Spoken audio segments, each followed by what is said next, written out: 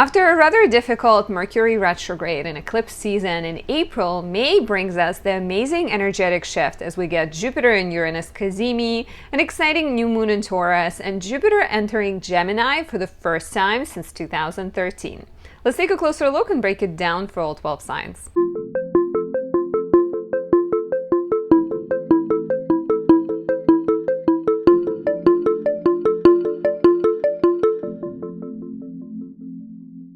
My name is Anastasia. I'm a traditional Western astrologer specializing in natal, relationship, and predictive readings. If you enjoy my content and want to show your support, please take a second to leave me a like or a comment, subscribe, and press the notification bell.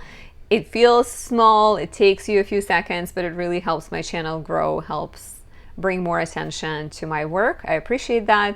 You can also show your support and say thank you by buying me a coffee. I really appreciate those of you who take advantage of that as well.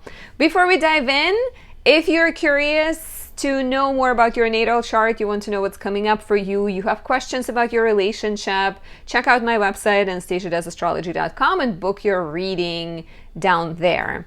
I have multiple options for readings, multiple lengths, so you can find something right for you. Additionally, on my website, you can find a variety of candles and oils that I create. For example, this is my Venus in Libra, second edition from 2023. It smells like honeysuckle jasmine. Really beautiful, really magical. It captures the powerful Venus in the sign of rulership. Libra, when she's particularly strong, really good at creating harmony and peace, attracting and manifesting love, creativity, and inspiration. Perfect for anyone seeking relationship help or anyone born with Venus in a more difficult position, such as Venus in Virgo, Scorpio, or Aries, Venus in the dark house, Venus in the 6th, 8th, or 12th houses. If it's opposing or squaring Mars, Saturn, Neptune, Uranus, or Pluto, and you feel like you could use some help in the relationship or creativity department. So let's talk about May. I am honestly really excited. April was rough. Please let me know down below what was April like for you. Maybe you were one of those people who moved through it, took advantage of all the Aries energy, and had the best time. I think together with the confusion of the retrograde, together with the eclipse, and sort of rough, unpredictable, there were some exciting things. I got to host my first ever, I got to speak in front of an audience and sort of be a host of an event. I'm doing that now. It's another part of my expansion, my business growing, because it's a lot of fun and it helps me build community. So April wasn't without good things, but April was definitely, I think, turbulent and a little bit unpredictable. So please share your stories. If you had great experience, wonderful. If you had challenging experience, perhaps you learned something from it, so we can all compare what have we learned and what have we discovered. So in May, we have 4 major areas of focus, almost 5, let's say. Mercury and Mars stay in Aries. Mars spends the entire month in Aries. Then we have a lot of action in Taurus with Sun, Venus, Mercury from the mid-May, and Jupiter until May 25th. In Taurus, we get a new moon in Taurus. So a lot of new beginnings, a lot of spring-like fresh energy, fertility, abundance, expansion, right? Taurus likes to create material things. It wants to plant itself, plant the seeds into the ground and watch them grow, water them and watch them grow. We also have a lot of action in Gemini from about May 20th. So for those of you with strong Gemini, Virgo, Sagittarius, or Pisces placements, this might become more important for you. And we also get a full moon in Sagittarius on May 23rd, and Pluto is going retrograde. So this is just like a bird's eye view. I will go chronologically in a second, but just to know that we are moving out of the challenging Aries energy where we questioned a lot of things, where we felt uncertain, where we felt like restless and ready to get things going but didn't quite know how. And with Mercury being direct in May, with Mars being in Aries in his home sign, we're finally moving ahead. And Taurus energy can help ground us, can help stabilize some of our pursuits. So let's talk chronologically. As always, if you want a deep dive in the month of May, because the horoscopes I'm about to give you are based on the main transits. But if you're curious to know more, if you want to know how exactly all of this is affecting you, purchase a subscription on my website, anastasiadoesastrology.com, where you will receive weekly guidance that is more general, describing the transits coming up, and monthly guidance that is tailored uniquely to your chart. So the month starts off with a bang. We get Venus squaring Pluto on May 1st. Venus in a square to Pluto can highlight any tensions in relationships, any drama, any secrets, anything that's like subversive, hidden, repressed might come to the surface, right? And as a result, toxic relationships may end, difficult relationships may end, but stronger relationships can transform and see each other. Perhaps you see your partner and you understand that they're flawed, but you still love them because you accept things about them. And so you transform the way you see them, or you transform the way you see yourself. Venus rules creative self-expression, so you can also experience perhaps some kind of like obsession when it comes to your projects that can transform and help you move closer to the real deal, let's say. Pluto goes retrograde on May 2nd. Pluto will be retrograde for a while until October 11th.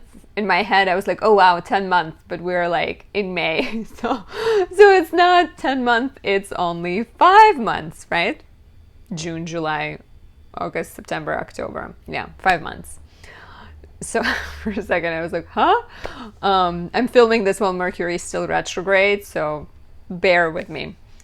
So Pluto going retrograde. Pluto will be retrograde, moving from 2 degrees Aquarius into 29 degrees Capricorn. So there's one last round for my late cardinal people. If you have planets between like 28, 29 degrees Capricorn, Cancer, Libra, or Aries, you may get a little bit more transformations. You thought you were done, not quite. There's one final round, but that's not for a while. So when Pluto is direct, we may force challenges and transform things outside of ourselves, right? We may deal with a frustrating boss or a challenging situation in our home, maybe authority figures in the housing association messing with us. But when Pluto is retrograde, it's all about internal challenges, your own sort of fears and restrictions and blockages and sabotage ways in which you maybe do not let yourself reach your fullest potential. So a lot more introspective, a lot more opportunities potentially to examine power issues, power struggles, obsessions, desires, unhealthy patterns within yourself and release them so that you can have more freedom. On May 3rd, Mars sextiles Pluto. Mars is pretty sort of not making a ton of aspects this month. It actually might be the only aspect Mars is making. So Mars on many levels, yeah, Mars is like free to do his own thing. So Mars spends the entire month in Aries. Like I said, Aries portion of your chart is very strong right now and finally has that forward momentum, more power, more kind of agency and authority. So Mars sextiles Pluto on May 3rd, helping you focus your energy, giving you more stamina, more endurance, more charm as well. This is very much like conquistador soldier who has the beautiful skills of communication maybe, or has that like insight and knowledge to be in the right place in the right time. So great for taking the lead, for taking care of difficult projects, asserting yourself, competing, stuff like that. On May 7th, it's my best friend's birthday, but it's also the new moon in Taurus. The new moon at 18 degrees, 1 minute Taurus, especially strongly, will be felt by people with placements between 15 and 21 degrees. Taurus, Scorpio, Aquarius, and Leo, fixed placements. It's exciting. On the same day, we also have the Sun sextile Saturn, which means the new moon is sextiling Saturn. It is co-present with Uranus. It is co-present with Jupiter. Uranus is really, really close to this new moon, so there's energy of innovation, progress with Uranus. There's also that sextile to Saturn, which gives you strong follow-through and work ethic and determination and perseverance and perhaps opportunities with this new moon, right, to show up as a leader, opportunities to collaborate with leaders, to reach out to elders. It's also ruled by Venus presently in Taurus, so you have that stability, growth, recognition. It's just, I can't emphasize it enough. May looks so much nicer to me than April did. It's not without problems. No month ever is. It's not just positive, joyful transits. Even if they are positive, you might be dealing with personal challenges. That's why I highly recommend subscribing to my horoscope subscription and getting your monthly horoscope so you know how this energy is affecting you. Because sometimes I describe it collectively, but you're going through a square from Saturn to your sun, and you're like, why am I not feeling any of those joys that Anastasia was describing? And that might be why. So the new moon on May 7th, really exciting, both progress, maybe some kind of innovation in your beauty routine, in your creative process, in your relationships, in your finances, in your living situation.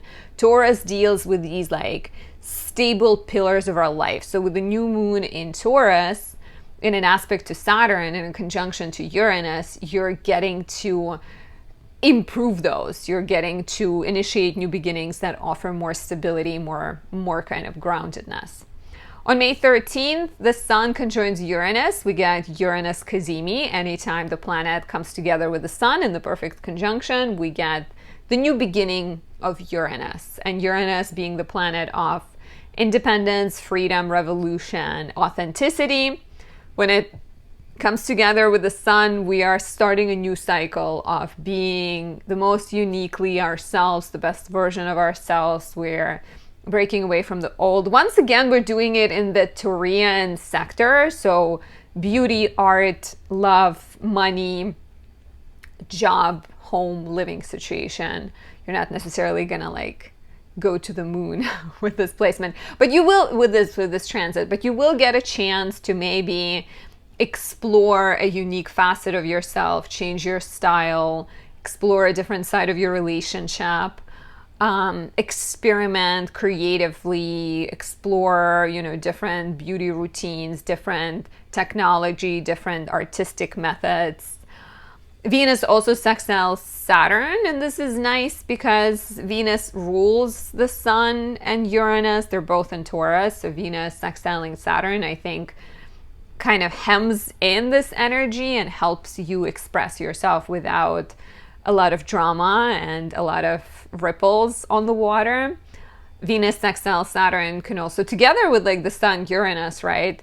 Venus in a sextile to Saturn, thinking of love. You can be maybe breaking out of your normal dating patterns, and it could be uncomfortable because you're dating someone who's not familiar, and maybe you're not feeling the crazy sparks you normally do, but you're also dating someone who's stable. Saturn, right? Like, so attraction to older people is possible right now. Attraction to stable people, mature people.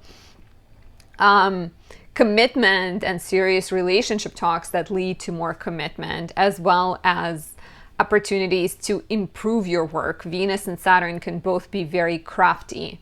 So working on a project, editing a project, perfecting your style is all beautiful right now. As well as like, because Saturn is, like I said, mature people, but also like old things. So going antique shopping or vintage clothes shopping. I think my dress looks a little bit vintage-y. It's from Abercrombie and Fitch. I like it. Don't mind my Libra rising giving myself compliments once in a while. You gotta do it. You gotta build yourself up and build people around you up. So give yourself a compliment right now. Just right this second, say something nice to yourself. We should all do it. On May 15th, Mercury enters Taurus. We'll stay here until June 3rd. So we get another planet in Taurus, right? The Sun, Jupiter, Uranus, Venus, now Mercury. 5 planets in Taurus. It's a Taurus party. So Mercury in Taurus is, we tend to savor our words a little bit more. We maybe don't speak as fast as we did with Aries. We choose beautiful words. It's a great time to maybe like write poetry, to express your opinions in in writing or art, to sign birthday cards.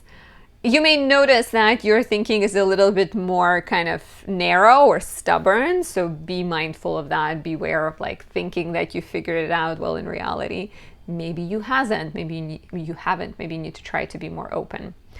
Immediately on May 17th, you know, you can say from between May 15th and like about 19th, Mercury squares Pluto. So we have this Venus squared Pluto on the 1st of the month and perhaps brought up some tensions in relationships. Now Mercury squares Pluto. And you may notice some of the themes from early May, late April coming back around, having to talk about the shadow things, having to Mercury and Pluto in a square. It's more like a secret comes out, some kind of tension gets, you know, pimple of tension gets popped, but it's not a pleasant revelation. It's more some kind of shakeup, some kind of scandal, some type of like darkness, either in public, we hear something on the news, or we hear something in our life and it like, or, you know, we get hurt somehow, or we read a negative comment and we get obsessive about it, we get like upset about something that happens. So beware of that. At the same time, Mercury in a square to Pluto can bring like insights, breakthroughs in therapy, opportunities for transformation. Once again, sort of a chance to take the information at face value and figure out how you can move forward from it.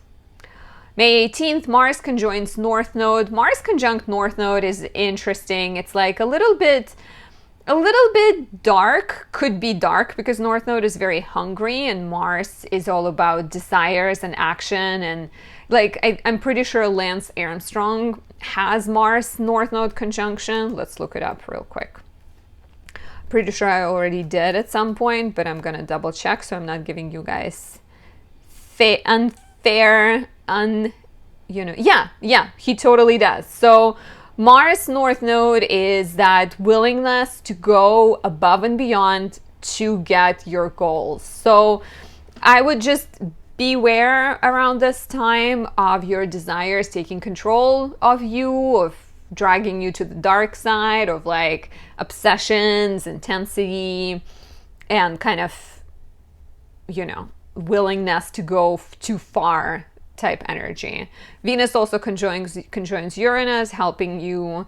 I think after we had Venus square Pluto, after we had Mercury square Pluto, now Venus conjunct Uranus allows you to start fresh, allows you to see things from a brand new perspective, maybe open yourself up, maybe open your relationship up. Maybe for some of you, you're literally opening your relationship and being in an open relationship. For others, it could be more about like, you know, freedom, innovation, experimentation, unique attractions, new beauty procedures, stuff like that. And we also get, which is exciting, you know, if I'm talking about like Mars North Node as being more shadowy, on the same day we have Sun Jupiter conjunction or Jupiter Cazimi. And we like Jupiter Cazimi. Jupiter Cazimi's new beginnings of growth, new beginnings of that Jupiter. Jupiter is like in the spotlight all the way from mid-April until late May because of the Jupiter-Uranus conjunction on the 20th of April and because of Jupiter Cazimi and Jupiter-Mars conjunction. So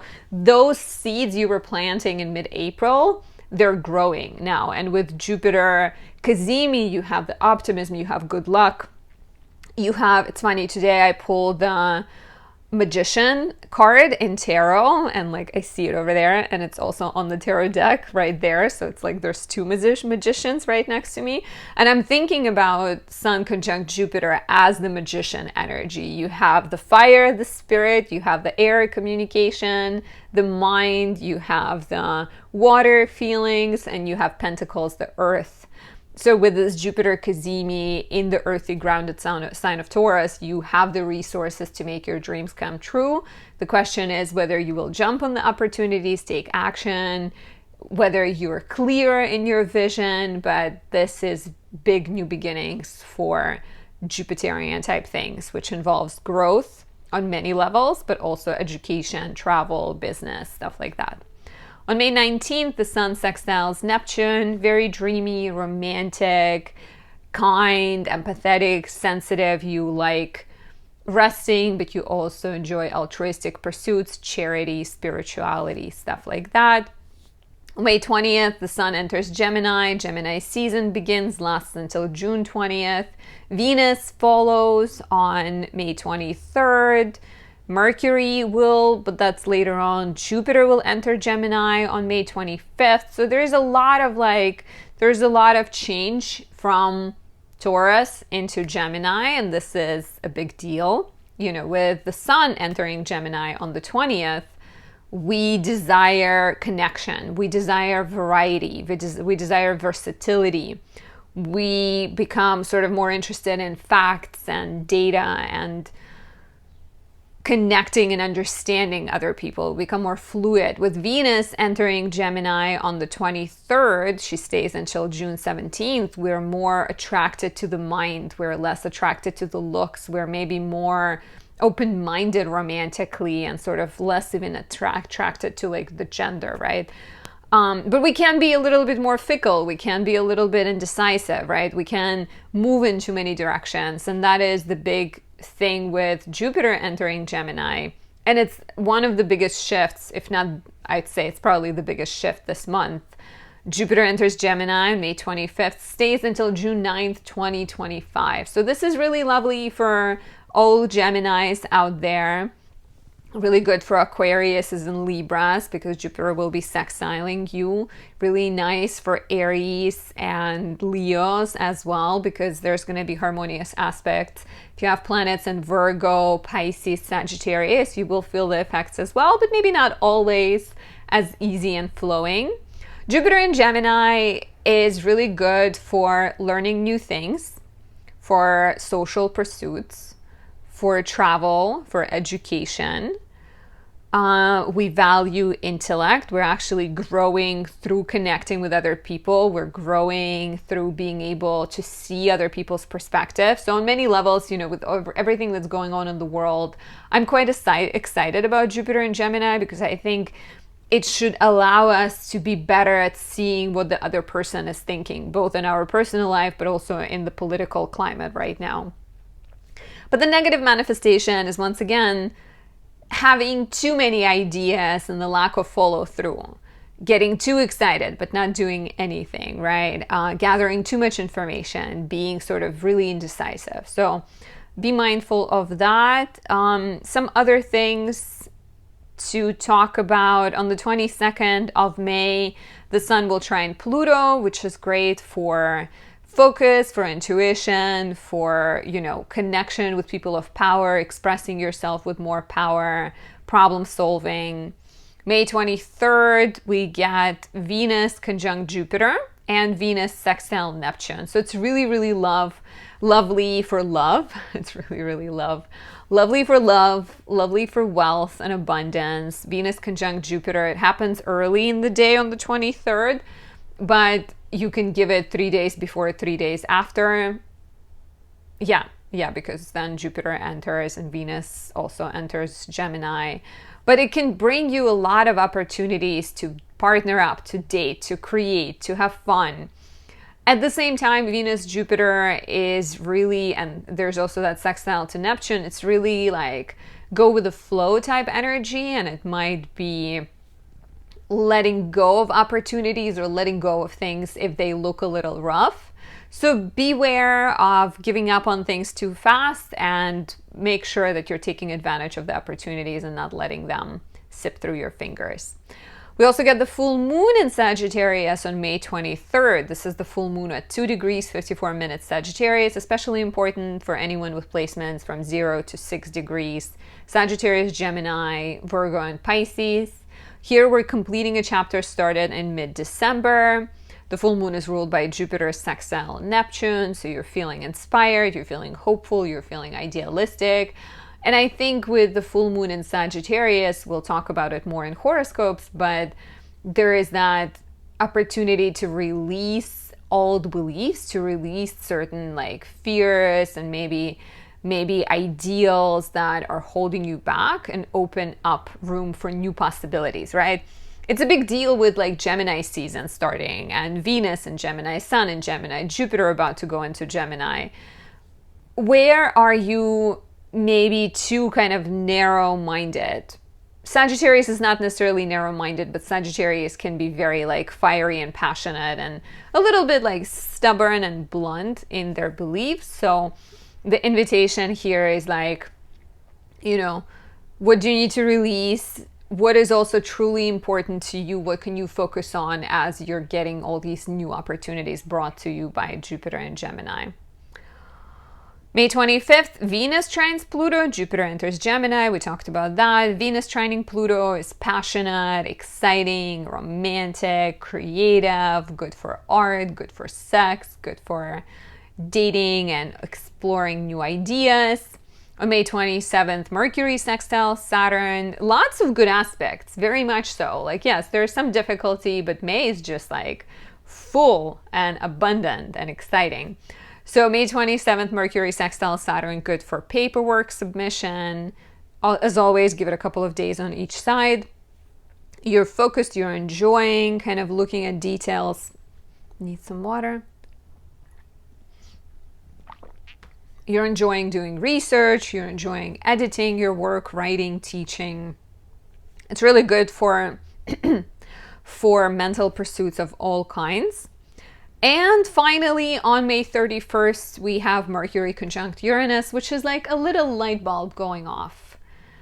New ideas, new exciting opportunities, breakthroughs, rapid mind, which is both great. I don't know what's happening with my voice, but really lovely for experimentation, for journaling, problem solving, maybe also business, you know, technology, social media type action, because you have the know-how and you're likely to be more flexible. Of course, both are in Taurus, so try to be as flexible as you can be. And we're about to go into the horoscopes. If you want to know every single thing, if you want to know as much as you can, get detailed description of the month ahead and find out what it all means for you, become a subscriber on my website, anastasiadoesastrology.com. You can also book a more general natal chart or predictive reading, but the subscription will give you monthly horoscopes that are tailored uniquely to you, sent to you at the start of every month. Starting with the lovely Aries rising, in April you dealt with a lot of endings, potentially. We had Mars and Venus a little bit, Saturn and Pisces, your 12th house. So being introspective, wrapping things up, completing something in your life, whether it was based on your own volition and your desires, or somebody else brought it into your life and was like, okay, now this is the end. So a lot of kind of introspection, completing of things. Mercury was retrograde in your first house with the Sun, Venus there, Mars there at the end of the month. You may have felt a burst of fresh energy and a desire to reinvent yourself, but potentially some delays with 12th house planets or with Mercury retrograde, suggesting that maybe you were questioning what you truly want and who you are, and the next steps could have been not clear, right? And then from April 19th onward, there was a lot of focus on your house of money and values, whether that means you were dealing with taxes, financial matters, or exploring new ways of earning income. That depends on each of you, but definitely a lot more possibilities for financial moves. And then the full moon in Scorpio on April 23rd suggested endings when it comes to debts, maybe paying off some debts, maybe completing some kind of partnership, ending a contract, ending an agreement with other people, either like severing ties with an unhealthy agreement or unhealthy situation, or maybe completing some kind of partnership and looking into a brand new one. In May, your focus on self continues, but luckily there's a lot more energy, there's a lot more power, there's a lot more forward momentum, right? We wrap up Mercury retrograde on April 25th. Mercury is still in your sign until May 15th. So you may sort of see themes from early March coming back into your life, or from March in general, because Mercury will be retracing steps and repeating some of the aspects and some of the going over the same degrees it went over in late March. So look back, let me know down below, what have you been working on, what have you been thinking, because that could be coming back around. But I think I really like the fact that Mercury is direct. It's still in your first house until May 15th. You speak more about yourself. You have more understanding. You're more willing to say what you think. And you have more clarity, right? And Mars is here too. And Mars being in your first house after spending April in your 12th house, Mars in the 12th house could mess up your sleep, could create a little bit of like tension, restlessness. Mars being in the first house, once again, gives you a lot more energy. Watch out for Mars conjoining North Node on May 18th. Give it like 5 days before, 5 days after, because that could be just like too powerful, too intense, and will test you whether you go to the dark side or you stay on the bright side. On the light side, choose the light side. I'm a big fan. There's also a lot of focus. The focus continues on your house of money and values.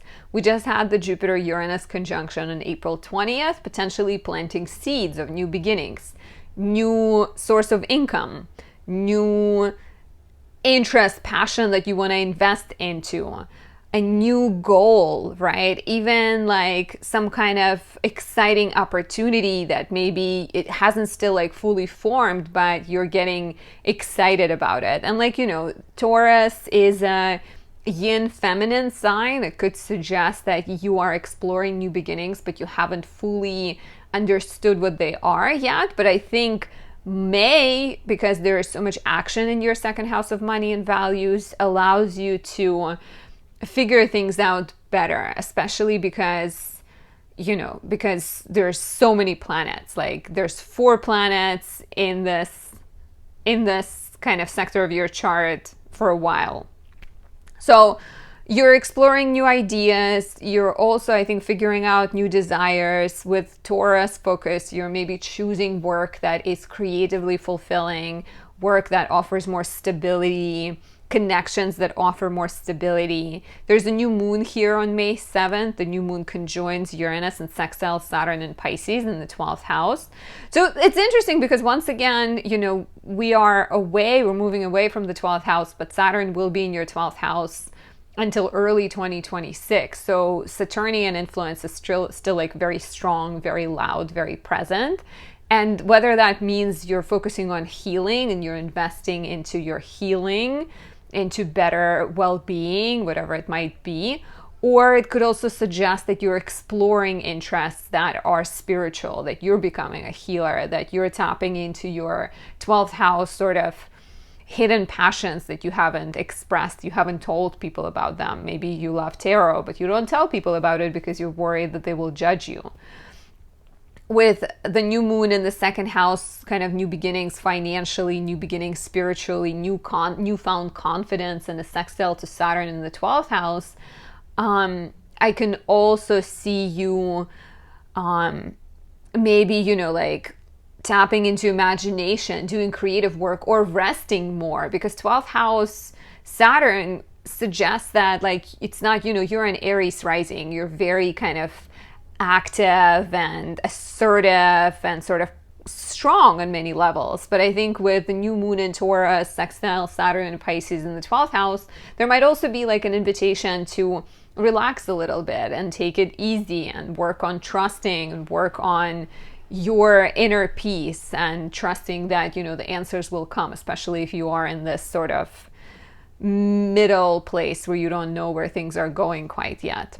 Pluto goes retrograde in Aquarius, your 11th house, on May 2nd. Will be retrograde all the way until October. And this could suggest some kind of, like, you know, 11th house represents your dreams. It represents your friendships, networks. So you may be reflecting and asking big questions about power, control, friendship issues may become more visible. How you deal with friendships, how you deal with power, how you deal with self-assertion becomes more sort of present, more important for you. But a lot of more like very kind of internalized questions. Oh, I also wanted to mention for my Aries risings, Exalted Mars is a really good candle for you because this falls in your 10th house of career, and with all the Jupiter Taurus action that's happening right now, especially for those of you that are trying to change your career, this could be perfect for taking action, for sticking through, for following through and getting things done. So just wanted to mention that because this, like I said, highlights your house of career, and I think could be really, really good for you right now. So from May 20th, attention goes to Gemini because the sun enters Gemini. On the 23rd, Venus enters Gemini. On the 25th, Jupiter enters Gemini to stay for a full on long year. And this is your third house. This is a place of communication, skills, learning new things, education, taking some kind of shorter turn, not necessarily like a long, full-on years of education, but getting certified in something, passing exams, exploring new hobbies, starting a business, learning, communicating. So you are becoming busier on many levels. You're likely socializing more. You're maybe meeting more neighbors, connecting with people more, writing, studying, taking exams. Jupiter in Gemini for a full year until June 9th is really exciting because it can potentially open you up to learning, but also maybe teaching, to being more involved with your community, to being more involved with people around you, starting writing projects. I think, the way you conceive of yourself, third house is like how we see ourselves, how we see what we think about our knowledge is changing, and both to be more optimistic and also to be more like wise and spiritual. Jupiter is spiritual, but beware for the next year or so. Beware of just like having too many goals. You want to narrow it down with any strong Gemini transit for sure.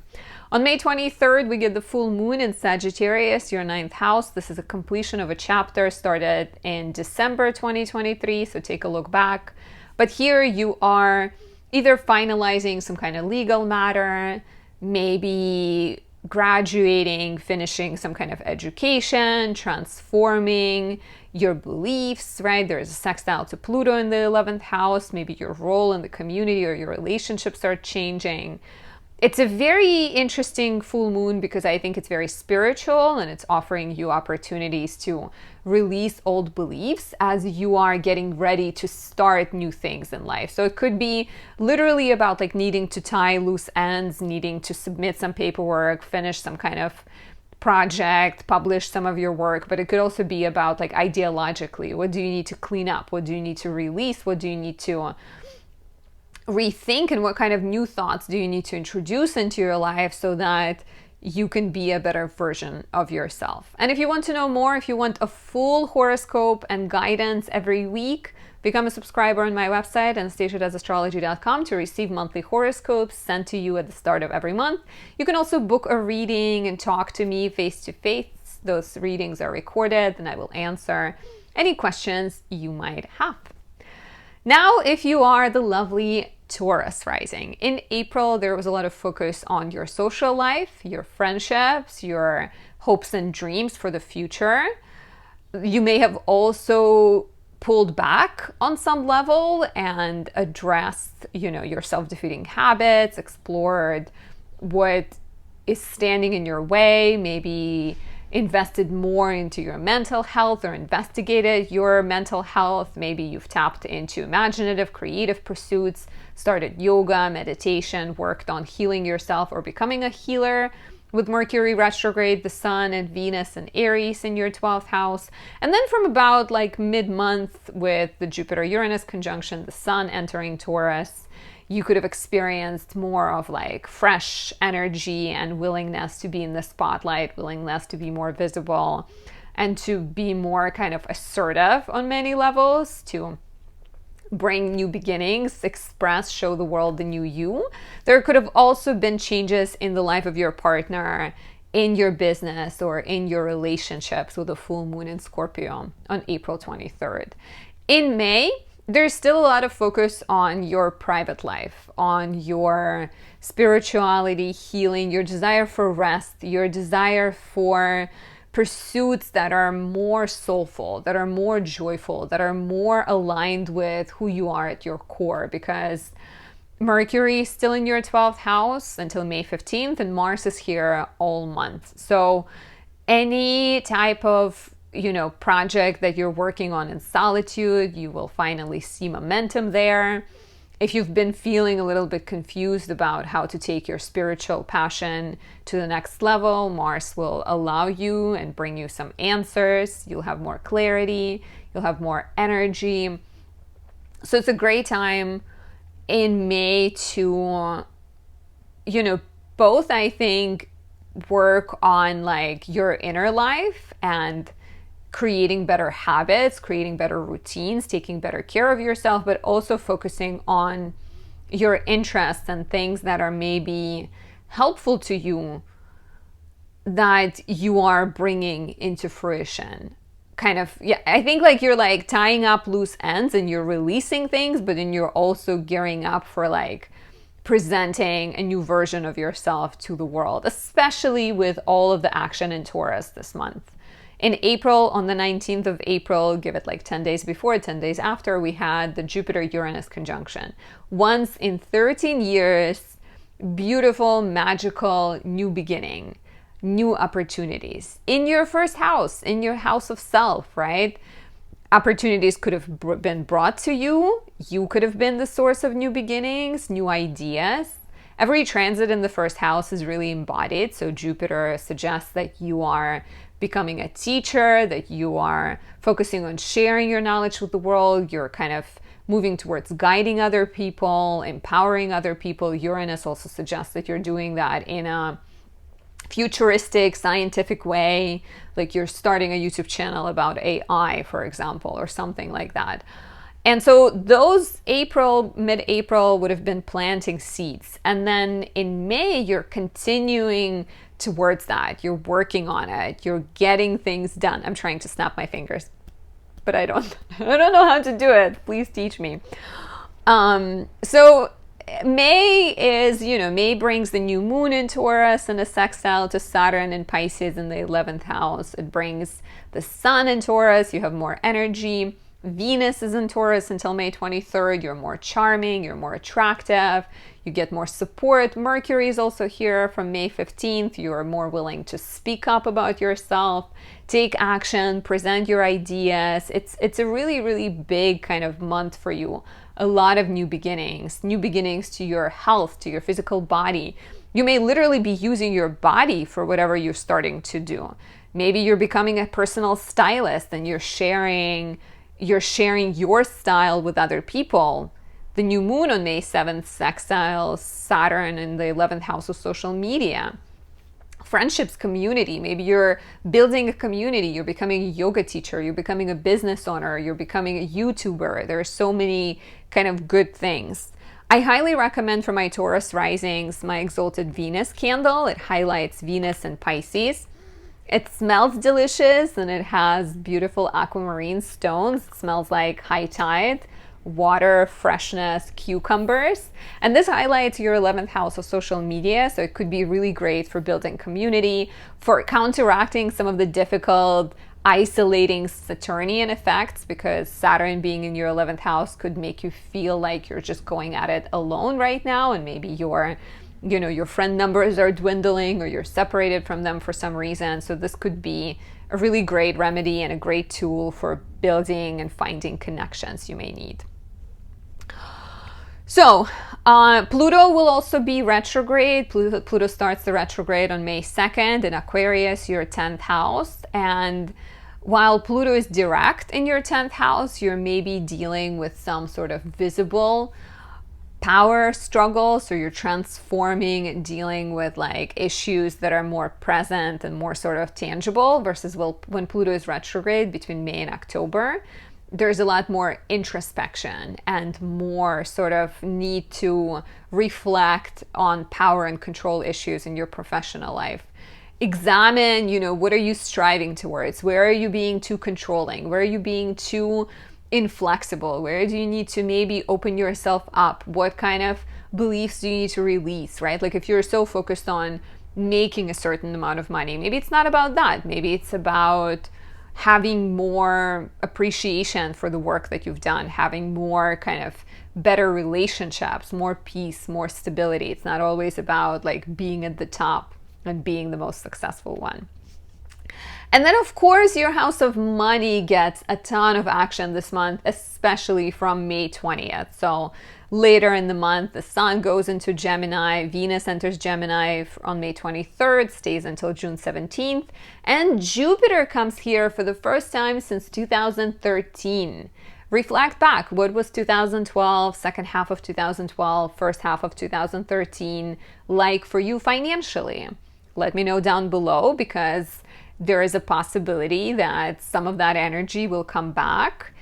Sun, Venus, and Jupiter will be here until June 9th, big deal, are really good for exploring new ideas, really good for taking action, for being more flexible, for bringing some kind of, intellectual help or technological help, AI, exploring any sort of Gemini ideas, using your mind, using your hands, using your words, using your skills to make money. Beware, as always, with Gemini placement of scattering your energy, having more ideas than actual follow through. It would be best if you narrow it down and stick to a couple of things.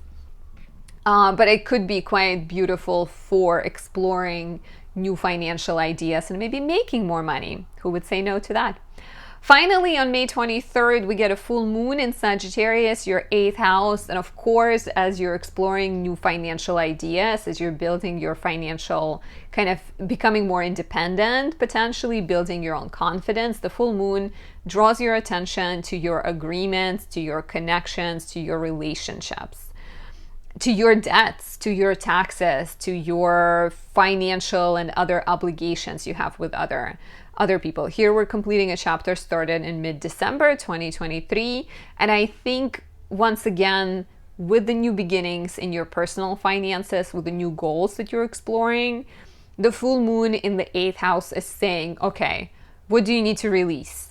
What kind of obligations you have that are not serving you? Where do you still have debt that you first need to pay before you start investing into your business, right? So there's a need for balance. There's a need to both clear the space, I think, physically by paying off debts, but also maybe clear some spiritual space, have some difficult conversations, and heal or release the need to be liked and need to be right, whatever it is that is tying you to other people in unhealthy ways. And as always, if you want to know more, book a reading on my website, anastasiadoesastrology.com. On my website, you can also become a subscriber to receive monthly horoscopes and weekly guidance. I send out emails breaking down the astrology of the week ahead. And at the start of every month, I send out personalized horoscopes to my horoscope subscription people, where I look at your chart and tell you how this and other energies affecting you specifically, because a lot of times there's things going on in your natal chart that I need to look at your chart for in order to be able to tell you about. So check out my website, anastasiadoesastrology.com, and yeah, you can find a lot of goodies on there. Now, if you are a Gemini rising in April, there was a lot of focus, potentially some roadblocks and frustrations that involved your career with Mars, Saturn in Pisces, your 10th house. The two came together, suggesting some kind of karmic energy, something that you were moving through and figuring out. Your friendships may have felt a little bit more complicated. Maybe your dreams required you to pivot and turn around. Social media work, any kind of, technological work could have looked a bit more stressful with Mercury retrograde in your 11th house. Maybe some friends came back into your life. Maybe you've experienced a chance to refresh some old projects or refresh some old connections. Let me know down below if that was the case. And then from about mid-month, with the Sun entering Taurus, Jupiter-Uranus conjunction, Venus entering Taurus, a lot of attention was brought up to your blind spot, to your house of healing, imagination, spirituality, shadow work, healing type work, as you have focused on releasing something in your life, as you have also got a chance to move through some frustrations and find peace in the turbulence, to kind of look for support when it feels like there isn't any, or when it feels like things are outside of your control. And maybe Jupiter-Uranus conjunction also offered you opportunities to show your true interests to the world, whether by presenting your knowledge, publishing a book, or taking on some clients, maybe as a tarot reader or as an astrologer. And we also had a full moon in Scorpio, your 6th house, on April 23rd, which could have brought attention to your work, health, diet, exercise routines, encouraged you to heal, to, clear your space, to release something, to kind of declutter, get rid of things in the physical world so that your imaginative world could get attention to. In May, we're still continuing. They're still focused on your 11th house. Mercury is in Aries, finally direct until May 15th. Mars is here all month. So based on what you were doing in April, what were you reviewing, right? If it's about an old friendship, if it's about a group project, like a podcast you thought about starting with your friend, or it's about a friend who was struggling, or it's about a dream that you brought back to life, in May, you have more energy, you have more power, you have more clarity when it comes to your relationships to take action, right? So if it's an old project, an old dream, an old connection, you're now actually being like, okay, let's do it, let's talk it out, let's publish this project, let's partner up, let's start a social media account. So this is quite lovely. Let me know what April was like. What do you think May will be about? Where are you waiting for this kind of like fresh and direct energy of Mercury being forward moving? Watch out for May 18th. Mars will conjoin North Node, and that could suggest sort of maybe some turbulence with friends, but maybe also just like extremely powerful desires and drives that overcome you, overpower you, and maybe mess with your peace. Like, just remember, not everything that glitters is gold. Not everything needs to be followed, and not everywhere you need to push harder. Sometimes it's best to like take a step back and let the universe show you what's up. The universe, what is up? There's a lot of focus on your 12th house this month. So on some level, you are taking action, right, with the 11th house Mars, and you are maybe socializing and networking and kind of working on your dreams. But on the other level, you're also quite focused on being like working in privacy of your own home, or working on creative projects behind the scenes. You might also be building your kind of imaginative repertoire. Maybe you're learning more about healing, you're taking astrology classes, you're learning more about your natal chart. You can always book a reading with me on my website, anastasia.astrology.com. But yeah, so on some level, you are more kind of private, introspective, and I think you need it. You need to recharge, right? Because Gemini season is about to start. So use the first 3 weeks or so of May to relax, to kind of meditate, to do yoga, to connect with your peace within, to find some peace. You will also enjoy taking nature walks and retreating, I think. But what's interesting is like we get the new moon here in a sextile to Saturn in your house of career on May 7th.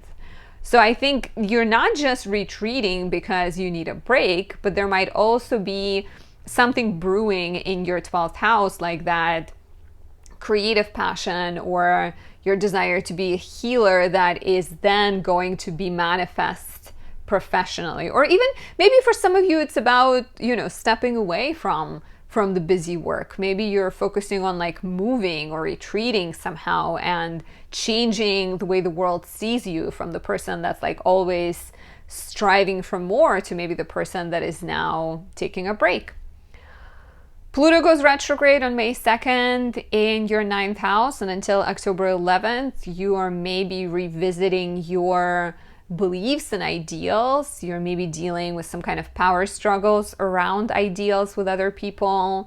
You're reflecting on your goals in life. You're maybe addressing some questions, like if you feel like you don't have enough knowledge, like I feel like with Pluto retrograde in the 9th house, it could be about like, Do you have enough knowledge? Do you believe that people will judge you? Do you feel afraid of certain things? Do you, don't sort of let yourself take full advantage of the opportunities present to you? And so with the Pluto being retrograde in your 9th house, you are getting more clear and transforming those self-defeating beliefs.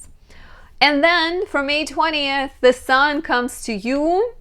On the 23rd, Venus comes to your house, your first house. Jupiter enters Gemini on May 25th and will stay here until June 9th. So you are getting to be the star. It's about you, Gemini rising, and nobody else.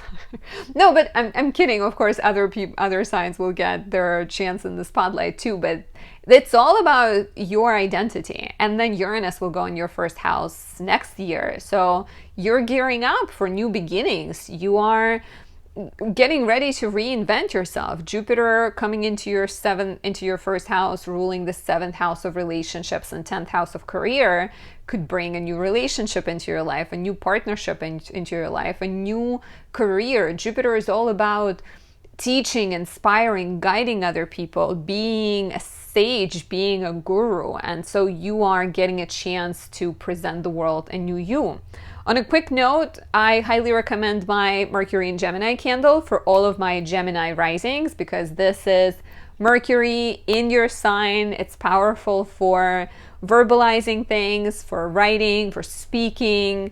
If you're trying to, be a mentor, a leader, a guide, doesn't hurt to have that flexible, fluid Mercury. Highly, highly recommend that, especially for those of you born with Mercury in Pisces or Sagittarius. Mercury in the 6th house, 8th or 12th, Mercury in an opposition or square to Saturn. This is the candle that you want to get. And also look how shiny and how pretty it is. It's an iridescent jar. Anyways, thank you for listening to that. Finally, on May 23rd, we also get the full moon in Sagittarius, your 7th house. And this full moon reads like as you're going through new beginnings, as you are getting ready to change yourself, your relationships need to change.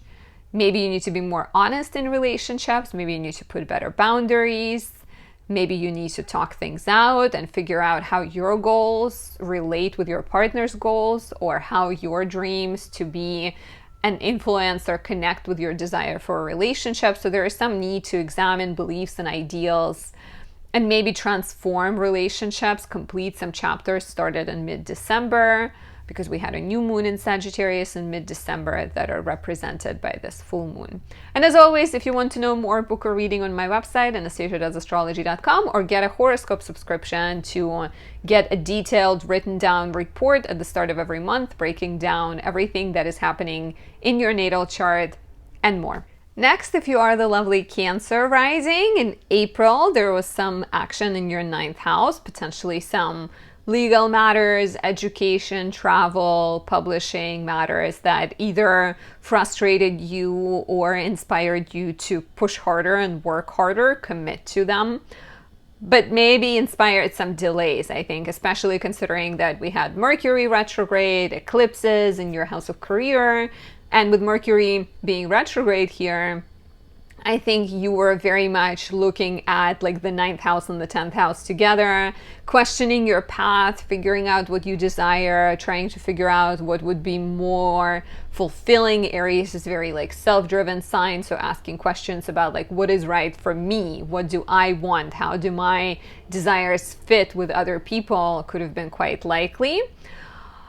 In mid-April, we had the Jupiter-Uranus conjunction once in 13 years, lucky, beautiful aspect in your 11th house, which could have introduced new beginnings, planted seeds of new beginnings that involved new dreams, new opportunities, new connections, maybe a chance to venture on social media, to collaborate with a friend, or to explore the side of your personality you haven't given attention to. And it would have likely all happened in the context of community. So whether it means the community supporting you, or whether it means you were questioning your role within the community, that is up to you. And please let me know, what was April like? Was it more frustrating? Was it more invigorating? I'd love to know. And we also had a full moon in Scorpio, your 5th house, on April 23rd, which could have brought attention to your romantic life, to the lives of your children, to your pleasure, and inspired you to let something go, complete, or change something in that sector. So I love May. I said that at the start of this video. I'm excited about May. I think there's lots of juicy goodness to talk about and kind of amazing changes coming up. So your house of career is still quite active this month. Mercury is direct and it's moving through your 10th house until May 15th. Mars is here all month. So after you've done a lot of introspection, a lot of reflection, you've asked some questions, you maybe dealt with difficulty, addressed miscommunications with bosses, in April, you now have more clarity, more energy, more agency to take action. Finally, right? I'm sure you're excited about it. So with Mars in the 10th house, with Mercury here, you're maybe talking, expressing what you want, you're maybe submitting papers, you're maybe starting a business and acting in brave ways. Like even fighting for what you believe is quite likely. Mars will conjoin North Node on May 18th, so definitely watch out for pushing extra hard or for like feeling obsessive and just kind of your desires may be extra strong. For any Cancer rising, I really highly recommend my Moon in Cancer candle. Not only it is gorgeous and beautiful smelling, it smells like moonflower nectar, but it is also beautiful for soothing you, for relaxing you, for helping you be the true Cancer rising, kind of comfortable, secure version of yourself. Really, especially really good for those born with their moon in Capricorn or Scorpio, your moon in the 6th, 8th, or 12th houses. If your moon is aspecting Saturn or Mars or Uranus, kind of irritating it. Highly recommend. So other than that, the focus on the 11th house continues as well. Like I said, we had that Jupiter-Uranus conjunction, which could have introduced new beginnings, new friendships, new connections, new projects, maybe new social media role or new kind of version of you in the world. And you're working on it. You're continuing to work on it. The sun is here until May 20th. Venus is here until May 23rd. You're enjoying the company of your friends. You are receiving more recognition. You're more beautiful and charming when it comes to being in social context. Maybe you're getting more invites to go places.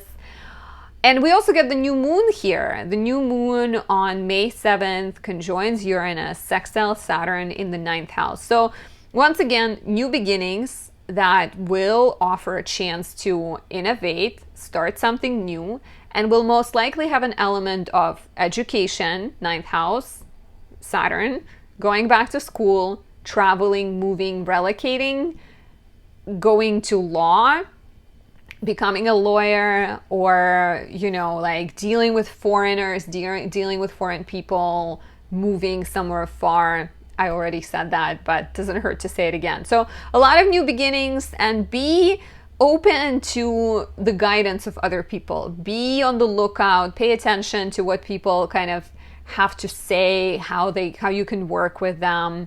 I can really see this as like, you know, building a community, reaching out to a community, starting a whole other facet of your career, and kind of, yeah, like starting a social media page or something like that could be great at this time. Pluto goes retrograde on May 2nd in your 8th house, will be retrograde all the way until mid-October. And this is all about inner transformations, reflection on how money control you, how your fears around not being liked, or how your relationships with other people, your agreements with other people maybe do not serve you. Which ones are worth keeping and which ones do you need to leave behind, right? Like we all have these things where we feel like we owe something to others or something is owed to us. And with Pluto retrograding in the 8th house, you are likely to gain more clarity internally about those like power, control, obsession, fear dynamics that are tying you with other people in healthy or unhealthy ways. For May 20th, there's a lot of focus on your 12th house. So this is a really big deal. Not only we get Sun entering Gemini on May 20th until June 20th, Venus entering Gemini on May 23rd until June 17th, but also Jupiter comes here for the first time since mid-2012, mid-2013. What was it like in your life? Did you travel? Did you move? Did you take on some kind of spiritual passion? Because Jupiter will be in your 12th house for a full year, and it is calling you to find interests that are spiritual. It's calling you to nurture your mental health, to find a therapist, to dive into astrology, to book a reading with Anastasia, to heal, but also to become a healer, but also to rest, right? I think it's like there's been so much focus on what's next, what's my path, what's my career, that like perhaps you've neglected your mental health or your interests or your spirituality. So I think Jupiter being here will very much reveal opportunities to relocate as well. 12th house represents faraway places we feel a little bit isolated in. So it's almost like go where it feels a little bit uncomfortable because you will grow there the most. So going to like a yoga retreat, going to an ashram, going to a therapist, asking people for help, starting to read tarot cards, starting to dive into astrology, touching the realm that is intangible on many levels is represented by this Jupiter. And definitely look back at 2012, 2013 and let me know if anything like that was happening in your life. I'm very curious. Finally, as you are tapping into this like spiritual side of yourself, we get the full moon in Sagittarius, your 6th house on May 23rd, and that is completing a chapter started in December, a chapter that involves your work, your health, your diet, your exercise routines, and your service to other people. So I think like as you're becoming more aware of your soul needs, you're needing to clear the space in the physical realm. You're needing to declutter, you're needing to change your job, to have some important conversations, to maybe release some responsibilities. There's a sextile to Pluto in the 8th house. Free yourself from some literal debts, but also debts you have to other people. If there is something or someone that's holding you back, the full moon in Sagittarius is inviting you to free yourself, to set that heavy weight aside and to open yourself to new possibilities. Let me know how this resonates, and as always, if you're curious to know more, book a reading on my website, anastasiadoesastrology.com. You can also become my horoscope subscriber, which means I will send you monthly horoscopes breaking down the month ahead for you specifically and giving you all the insights you need to have the best month. Definitely check out my website for that. Next, if you are a Leo rising. So Leo risings in April, you may have dealt with some kind of tensions around resources, around agreements, around values in your relationships. If you're like starting a partnership, if you're in a partnership, maybe you ran into like a roadblock or had to address some kind of heavy karmic questions as you negotiated things with Mars conjoining Saturn in Pisces, your 8th house. There was a lot of action and a lot of backwards action in your 9th house of education, travel, legal matters, and publishing as Mercury went retrograde. So I think this could have been very introspective as you questioned your ideals, your goals. Maybe you need to retake some exams, maybe you needed to rewrite some papers, but also like I think wondering what's truly important to you, what is guiding you, what is worth pursuing. Maybe bringing back some of your old writing projects, or thinking of going back to the place you once were, or like dealing with some kind of documentation that you forgot about is also quite likely here. Jupiter-Uranus conjunction introduced new beginnings and sparkling opportunities to your house of career, status, reputation, not always just career, but also your position, your sort of visible stance in the world. For some, it could be about career. For others, it could be about marriage. For someone else, it could be about becoming a single parent and presenting that to the world and being sort of, this is who I am, this is what I want, I'm not going to care what other people think.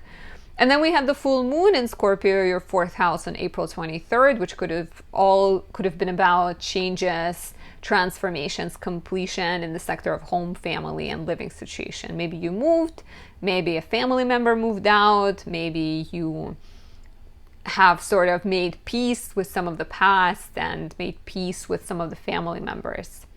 In May, there's still a lot of focus on your 9th house. We still have Mercury in Aries, finally direct, until May 15th, and Mars is in your 9th house in Aries all month. So let me know, what was April like? What were you questioning? What were you wondering about? Was there some kind of education, travel, writing, publishing, legal matters that you had to examine? Or was it literally that kind of mental, ideological shift that you were going through?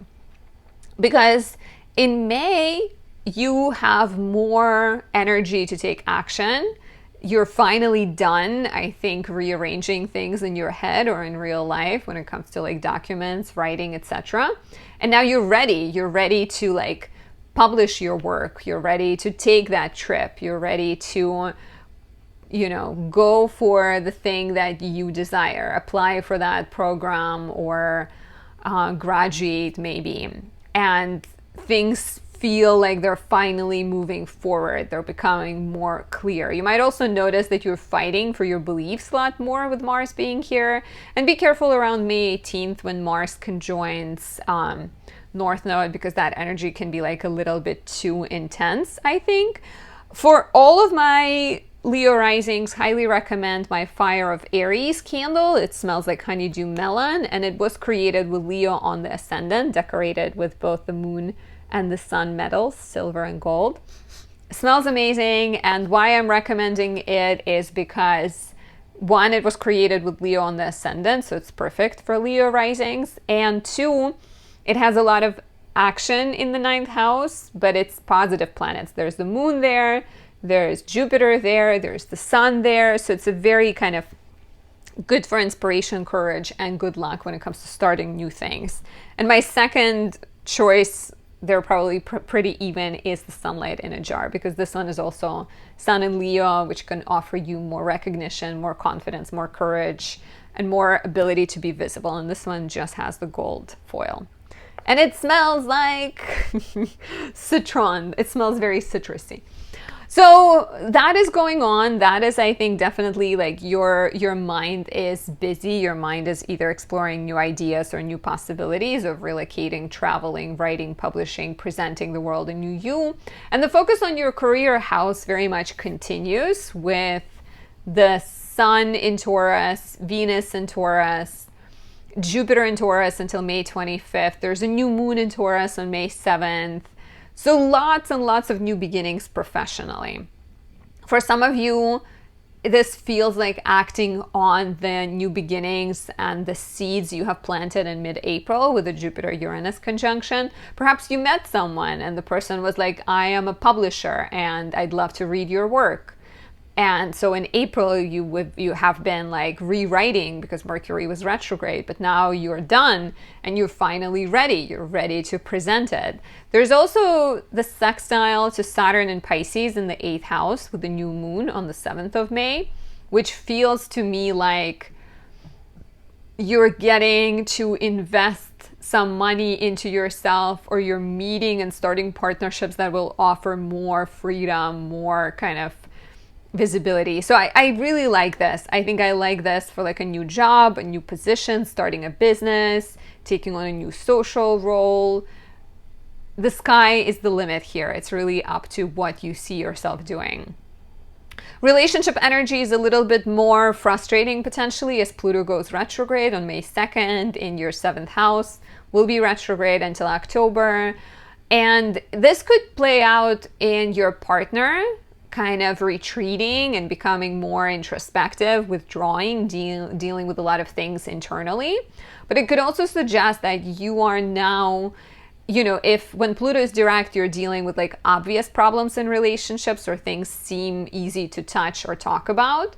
when Pluto is retrograde, it's all about internal reflection and thinking about control and power issues, power struggles in your relationships, and like figuring out your true desires, figuring out how you're standing in your way, and perhaps releasing something or someone outdated from your life. From May 20th, a lot of attention shifts to Gemini, your 11th house. And this is also really good news. So the Sun is here from May 20th until June 20th. Venus is here from May 23rd until June 17th. And Jupiter enters for the first time since 2012, 2013, and will stay here from May 25th until June 9th, 2025. So you get a full year and some change of Jupiter in the house of joy, in 11th house. Jupiter really is impartial to the 11th house. A full year of better connections, opportunities coming to you through friends, a chance to venture on social media. You may experience your social media account blowing up. Of course, do stuff. Don't just sit there and be like, my social media account, I'm not posting anything, but it's going to blow up. So I've seen time and time again, Jupiter in the 11th house, people growing their account to 100K followers. I saw it happen for Gemini rising with Instagram. I saw it happen with Cancer rising with YouTube. So lots of opportunities to grow, right? And it doesn't have to be just your social media accounts. It could be your friendships if you've been ready for like new beginnings in your friendships. It could be your social crew, your group of people, but very much like your following. If you're looking to build a following, now is a good time. If you're looking to connect with people that are great, but watch out, it's the Gemini energy. Watch out for like having too many ideas. Like you could be growing your fitness community, but you're also growing your social media, your YouTube, your Instagram, and then you're spending your energy, spinning your wheels too fast and scattering energy. Finally, on May 23rd, we get the full moon in Sagittarius, your 5th house. So even more focus on romance, right? And relationships. There is a sextile to Pluto in the 7th house. And here you're completing a chapter that involves love, pleasure, children, creativity that started in December. So for some of you, it would have to do with relationships, either ending a relationship or moving a relationship to a different level. Depending on how you're feeling, right? What you're thinking about. It could be about completing a creative project. It could be about rethinking your relationship to parenthood. Maybe you're becoming more open to parenthood if you weren't before. Maybe you're thinking that actually, no, it's not what you want. So Sagittarius deals with like beliefs and ideals, and the full moon always represents ending, completion, transformation. If you're curious to know more, book a reading on my website, anastasiadoesastrology.com, and we will look at your chart, or you can also get a horoscope subscription, which suggests me writing a horoscope that is tailored uniquely to you and sending it to you at the start of every month. That subscription also involves weekly insights and weekly sort of horoscopes to tell you what the energy is like collectively.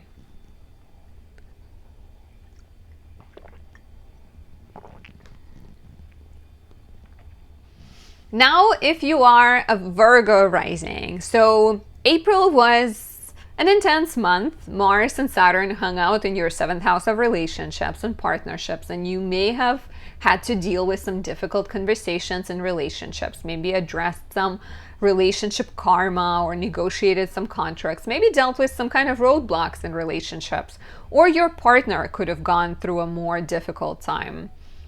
You could have also dealt with issues around money, values, agreements, once again, some kind of negotiations with Mercury retrograding in your 8th house. Mercury retrograde could have brought up some bills you forgot to pay, or some, like old kind of fights, dynamics around debts, around who pays the bills, who pays for what in a relationship. And also maybe, like if there are new partnerships that are coming into your life, Mercury being retrograde, the Sun, Venus and Aries could have kind of made you more assertive and also encourage you to ask, like, what is it that you're trying to accomplish through this partnership?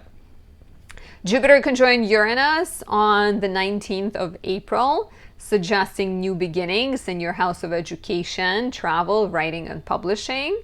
maybe a new book deal, maybe a chance to study, maybe a chance to teach, to present your ideas could have come up. And then the full moon in Scorpio, your third house on April 23rd, encouraged you to rethink your schedule, to rethink your sort of small world as you are going towards the bigger new beginnings, right? So maybe completion, it could have brought completion of a class, like taking an exam, maybe a short trip, maybe changes to your schedule, or even changes to the way you communicate and present yourself.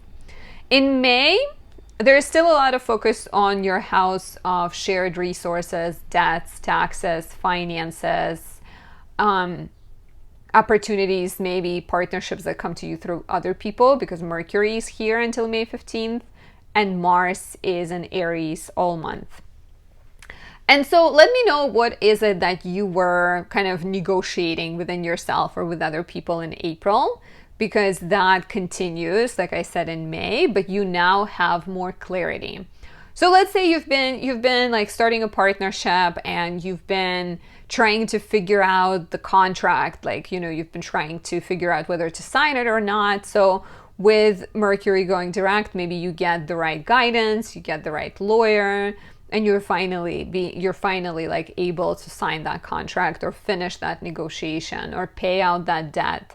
Maybe you've been waiting for a loan forgiveness, and with Mercury direct and Mars direct, you're actually able to, you know, take action. There's also the focus on your ninth house continues. So like I said, in mid-April, we had the Jupiter-Uranus conjunction, once in 13 years conjunction that brought opportunities, new beginnings, sparks of joy and excitement in your house of education, travel, writing, publishing, legal matters. But also your beliefs, philosophies, your guiding principles. So it could have been like a spiritual awakening, but it could also have been inspirational and supportive when it comes to the things I just mentioned. So May builds up on that. In May, we have lots of planets, 1, 2, 3, 4, 5 planets in Taurus.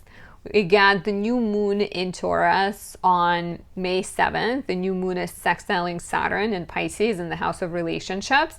So could you be starting some kind of projects that involve writing? Could you be writing a novel? Could you be starting to teach or starting a class?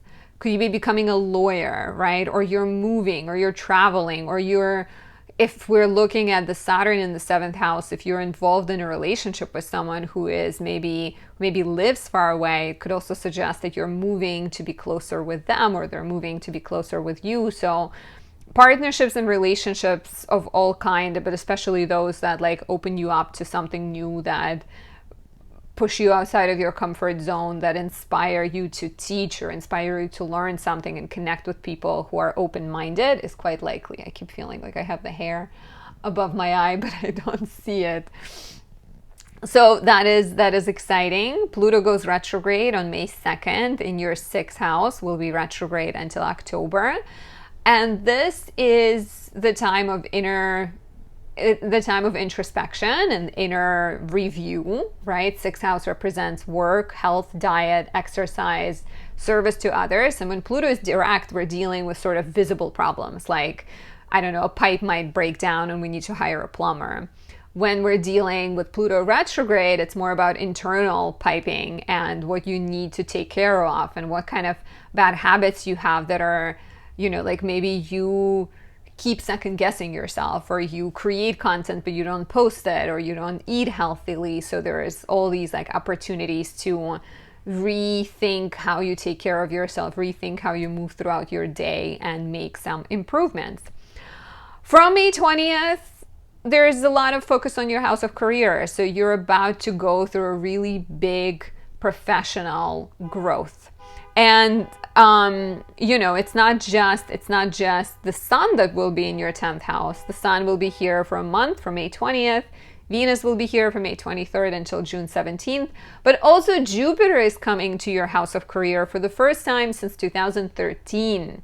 What was your professional life like between mid-2012, mid-2013, last time Jupiter was in Gemini? Let me know down below.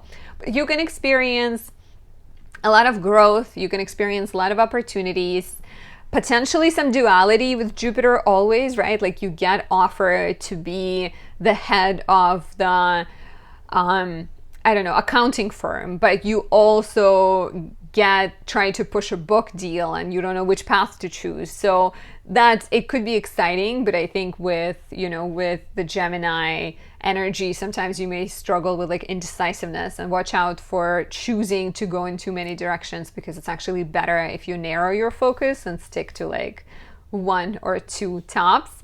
If you want additional help as a Virgo rising ruled by Mercury, I highly recommend Mercury in Gemini. This highlights your house of career, or Mercury in Virgo, which will fall in your first house and will help you express yourself, speak. Especially great for people born with their Mercury in Pisces or Sagittarius, if your Mercury is in the 6th, 8th, or 12th houses, and if it's squaring or opposing Saturn or Uranus or Neptune.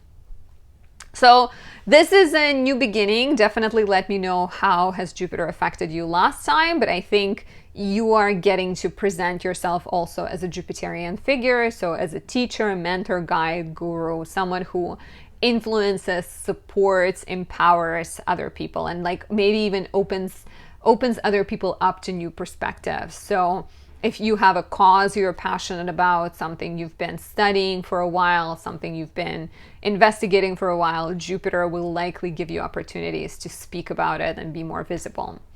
Finally, on May 23rd, we get the full moon in Sagittarius, your 4th house, and I think this is all tied together with the new beginnings happening in the house of career. The full moon in the 4th house suggests changes that need to happen in your home, family, living situation. So if there is a chance to move, right, with a new job, you're maybe moving out and you need to clean your space and you need to complete a chapter of living in a certain place. If you're starting a new job, you may need to figure out how much time you get to spend with your family, or who will take your kid to school or pick them up. So there is like a lot of kind of transformations to your routines, especially with the full moon sextiling Pluto in the 6th house and the ruler being Jupiter in the 9th house, sextiling Neptune in the 7th. So I really feel like new beginnings in your work sector will involve travel, writing, publishing, education, moving. And so your home life needs to adjust accordingly. Your sense of comfort needs to change. Your relationships with family need to be revisited. And if you want to know more, book a reading on my website, anastasiadoesastrology.com. You can also purchase a horoscope subscription and receive monthly horoscopes sent to you at the start of every month. They're very detailed, written down, and include personal guidance to help you maximize the month to come and avoid any challenging transits that might be coming up. Next, the lovely Libra rising. So if you are a Libra rising in April, you were handling some work and health matters, maybe had to make some adjustments or deal with some frustrations as Mars conjoins Saturn. You may have also dealt with some stalled negotiations, a need to address old fights, a need to examine relationship issues, relationship desires with Mercury retrograde in your 7th house of relationships. Maybe you had an ex or two come back. Please let me know if that was the case, or just in general, what was April like for you. And then we had a lovely Jupiter-Uranus conjunction for the first time in 13 years. And it happened in your 8th house of shared resources, partnerships, partners' money, debts, and taxes, which could have suggested that you're either investing into new partnerships, starting new partnerships, or you're maybe paying off debts, clearing debt, finding more independence, and I think either tying yourself to new people and new opportunities, or looking for freedom from those, looking for more independence, more sort of freedom to be the lead in the partnership. But also maybe some kind of breakthroughs in your partner's finances, like your partner getting a raise or getting an inheritance or winning a lottery could have happened. Please let me know if somebody won a lottery, if you're a Libra rising. I would so be curious to know. And then we also had the full moon in Scorpio, your 2nd house, on April 23rd, and that could have also once again brought attention to your finances, but this time around personal finances, as you paid off debts, completed some kind of payment, maybe made changes to your finances and values. So in May, there's still a lot of focus on your house of relationships. Mercury is direct finally, so you have more clarity and there's less miscommunications. And so any contract signing, agreements, negotiations, partnership dynamics should go better, go more smoothly. We also have Mars and Aries here. And so Mars and Aries could make you more feisty, so you're more likely to fight for what you believe, but you're also maybe just like more energetic and more passionate and more willing to take action when it comes to business, when it comes to relationships. Maybe you and your partner are exercising together, or maybe you're just feeling more driven to find someone to be with. Like you may feel like a burst of energy to go out there and date. Watch out for a little bit of drama on May 18th, 5 days before, 5 days after, as Mars comes together with North Node. That could be like very inflaming, very passionate, but also potentially my way or the highway type energy. If at any point you feel like this martial energy is too much, check out my Venus in Libra second edition from 2023. Highly recommend this for any Libra rising because it highlights the strong Venus in the sign of rulership. And it is Venus in your home sign, so it can help you be more relaxed, be more balanced, more fair, and more attractive and magnetic. Especially good for anyone born with their Venus in Virgo, Aries, or Scorpio, Venus in the 6th, 8th, or 12th houses. And if your Venus making a square or an opposition, even conjunction to Saturn, Uranus, Neptune, Pluto, or a square opposition to Mars.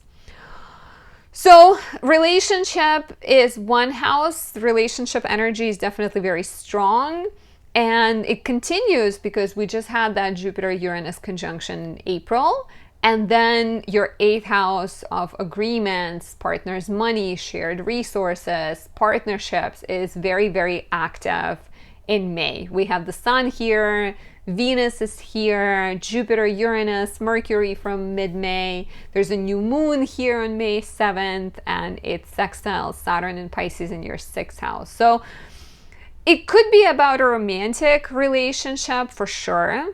To me, once again, this feels like there's new opportunities to join your resources with other people. There are new opportunities that are coming to you from other people. Maybe somebody calls you up and asks you to do a promo for them, or somebody invites you out, or a partner gets you a gift. So there's like a lot of kind of abundance and support coming your way from other people, or, you know, somebody you know calls you up and says like, oh, I got a job offer for you. So it's really great for those new beginnings. And because there is a sextile to Saturn in the 6th, I really feel like it's likely to be more professionally oriented, but it could also be about like a new way of doing something in a relationship. So maybe starting a joint bank account, or getting a loan together, or figuring out a way to pay out a loan. So changes around money, resources, debts are all quite possible here. Pluto goes retrograde on May 2nd in your 5th house, and until October 11th, you're likely to do a lot of deep work internally when it comes to sex, when it comes to love, when it comes to passion, self-expression, children, as you are, I think, battling some inner demons and dealing with fears and dealing with maybe even control issues, right? Like if you're suddenly starting to feel like jealous of your partner, or jealous in your relationship, there might be an opportunity to look within and to understand what is trying to manifest, what is trying to express itself, and what do you need to give a little bit more attention to transform potentially. From May 20th, the Sun enters Gemini for a month. Venus enters Gemini between May 23rd and June 17th. And the most exciting transit is Jupiter entering Gemini for the first time since 2013. So Jupiter entering Gemini is a big deal because, like I said, it's something that happens once every 12 years. So last time would have happened between like May. Let me actually look it up real quick, but I'm pretty sure it would have been like June, July 2012. Yeah, so from mid 2012 until mid 2013, Jupiter would have been in Gemini before. So take a look back, because this energy is coming back around, right? And it's highlighting your house of education, writing, legal matters, travel, publishing. And so there is going to be a lot more opportunities to study, to teach, to write, to publish your work, to go on more adventures potentially. The danger here is that Gemini tends to have a bit of scattered energy as a Gemini moon. Just the fact that I had to go and look something up in the middle of the video, even though I already know, is very Gemini. So beware of having too many possibilities, or getting too excited about well, I can go here, I can go there, I can study this, but I can also teach this. And so you might overwhelm yourself, especially because Jupiter in Gemini will be squaring Saturn in your 6th house, suggesting that the amount of work you're dealing with, the amount of commitments you're dealing with, is still really, really high. So you want to make sure you are maximizing the opportunities that are coming up, but not following too many opportunities. But in general, I'm excited for this, and I think, like I said, it could be quite exciting. For me, last time this was going on, I took my first trip outside of I would always travel between Russia and New York because my family was in Russia and I was here. And so I would always just do that. But in 2012, right around summer 2012, was the first time I went to another country. I went to England. I was there right after the Olympics. So, and I'm planning a big trip. I'm traveling every year. I have the moon in the 9th house, and travel is what I need, as well as learning and spiritual things. I always listen to I like to listen to either spiritual astrology kind of podcasts or Buddhist podcasts. But yeah, traveling, it was a big deal in terms of traveling in 2012. I'm curious. Yeah, definitely let me know what was mid 2012, mid 2013 for you, my dear Libra risings. And then as you are exploring this sort of house of higher mind and exploring new possibilities, we get a full moon in Sagittarius, your 3rd house, on May 23rd. And the full moon to me suggests there's definitely a completion of the chapter started in December 2013, but it's also suggesting that you need to look at your everyday life, at your schedule, maybe clear your schedule to have more space for these new beginnings, for this excitement. Maybe you need to take some kind of action, declutter things, get more organized, streamline your kind of desires, come up with a plan, right? I think before you jump in the direction of the 9th house and book that next trip, you really need to be more meticulous and more grounded and more in the here and the now, and be okay, who do I need to talk to? What documents I need to file? What do I need to clean? How do I need to rearrange my schedule? And so a lot of minutia, meticulous action is required before you get to that place of growth and excitement. And if you're curious to know more, book a reading on my website, anastasiadoesastrology.com. On my website, you can also pick up a subscription to receive monthly horoscopes emailed to you at the start of every month, where I go into a lot more detail and describe what's coming up specifically for you. If you are a Scorpio rising, in April, there was a lot of focus on creativity. Maybe you've dealt with some roadblocks or had to move a little bit slowly. Maybe you had to address some serious conversations around pleasure, around sex, around parenthood, as we had Mars-Saturn conjunction in your 5th house. You could have addressed some work concerns or examined your self-care routines, your diet, your exercise routine with Mercury retrograde in your 6th house. And then the Jupiter-Uranus conjunction, which was quite exciting, it happened on April 19th, 10 days before, 10 days after, brought attention to your house of relationships and partnerships. As maybe you realize that you need more freedom in a relationship, you need sort of to rethink how you do things, or you could have also experienced big breakthroughs and opportunities to move a relationship to the next level, to get engaged, to get pregnant, to start a business partnership, to sign a contract with someone that is kind of birthing new beginnings in your life, but very much through relationships with other people. Not for everyone it's going to be romantic, but just like sort of agreements, contracts, new beginnings in you and me type situation. And then shortly after that conjunction, we had the full moon in Scorpio, your first house, on April 23rd, which is also very much about identity, how you see yourself, how you need to improve yourself or change yourself as you are getting these new beginnings in your house of relationships. In May, there's still a lot of focus on your 6th house. Mercury has gone direct, will be in your 6th house until May 15th. Mars is here all month. Mars is in its joy. You have more energy to improve your health. You have more energy to take care of work matters, to exercise, to run, to problem solve, right? Like you have more clarity if you've been struggling to figure out which direction you need to take professionally, or if you dealt with some kind of issues with colleagues, misunderstandings. Finally, in May, things sort of iron out. It gets clear, it becomes easier. And it may be the time when you are, taking professional action, applying for jobs, starting a new exercise routine, taking care of your health, scheduling doctor's appointments, even, like with 6th house being connected to health, I think like April could have maybe brought up some kind of health issue that lacked clarity, that was a bit like confusing, ambiguous, with Mercury being retrograde, or you had to get surgery, but it wasn't clear when.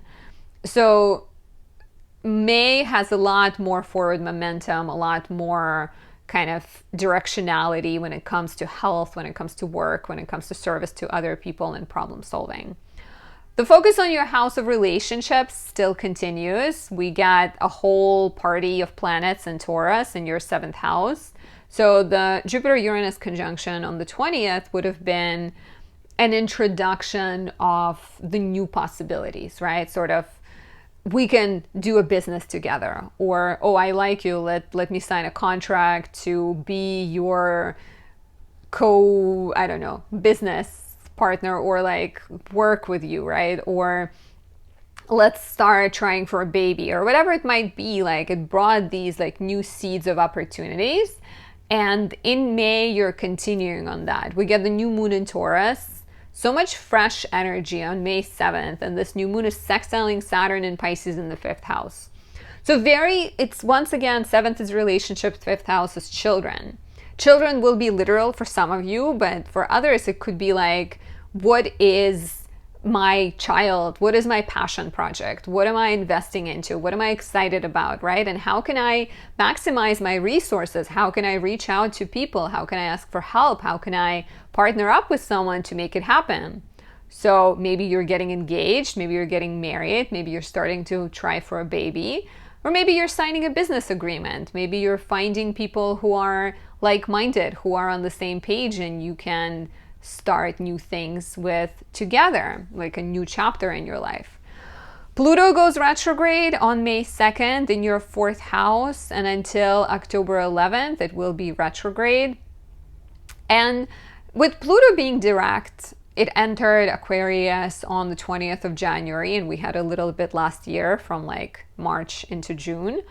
With Pluto being direct, you could have dealt with some like physical problems that involved home, family, living situation. When Pluto is retrograde, problems become a lot more internal and a lot more kind of, you get to kind of battle some inner demons. So it could be connected to family, perhaps realizing where you have some toxic behaviors or where you're letting other people take advantage of you. It could be connected to your home. It could be connected to your childhood and old patterns that you're still carrying within. So Pluto will offer you a chance to transform yourself and kind of realize that you cannot change other people, or you cannot expect your family or other people to change before you change yourself, or at the very least, change your attitude. So very kind of deep, reflective, introspective period. If you need, as the Scorpio rising, if you need some astrological help with all these like new beginnings, highly recommend my Mars Cazimi candle, because this one highlights Mars and Scorpio conjunct the Sun, which is a very rare conjunction, and it's empowered Mars in the sign of rulership Scorpio in your first house. So it can help you assert yourself, it can help you reach your goals, persevere, sort of be like a ninja scorpion. Highly recommend this, especially for those born with their Mars in Libra, Taurus, or Cancer. If your Mars is in the dark house, especially 8th or 12th, and if your Mars is conjoining, squaring, or opposing Saturn, Uranus, Neptune, or Pluto. This is my choice for Scorpio risings. So another big party place that starts to activate from May 20th is Gemini. As we get the Sun enter Gemini on the 20th, Venus enters Gemini on the 23rd of May, stays until June 17th, and Jupiter enters Gemini on May 25th, will stay all the way until June 9th. So happy Jupiter return to all of my Jupiter and Gemini people. For the rest of you, Scorpio risings, this is beautiful for combining resources with other people. So we just spoke about new beginnings and birthing something. This could be the time if you're pregnant, your partner supports you. This could be the time your partner gets a raise and they're starting to do better. This could be the time other people are coming to you and being like, okay, let's do this collaboration, or even like getting loan forgiveness, student loan forgiveness, getting sort of debts forgiven is a possibility here. But be mindful with strong Gemini energies always. There is that excitement and maybe a tendency to move in too many directions, explore too many possibilities, but then scatter energy and not do anything in the process. So beware of that and try to focus.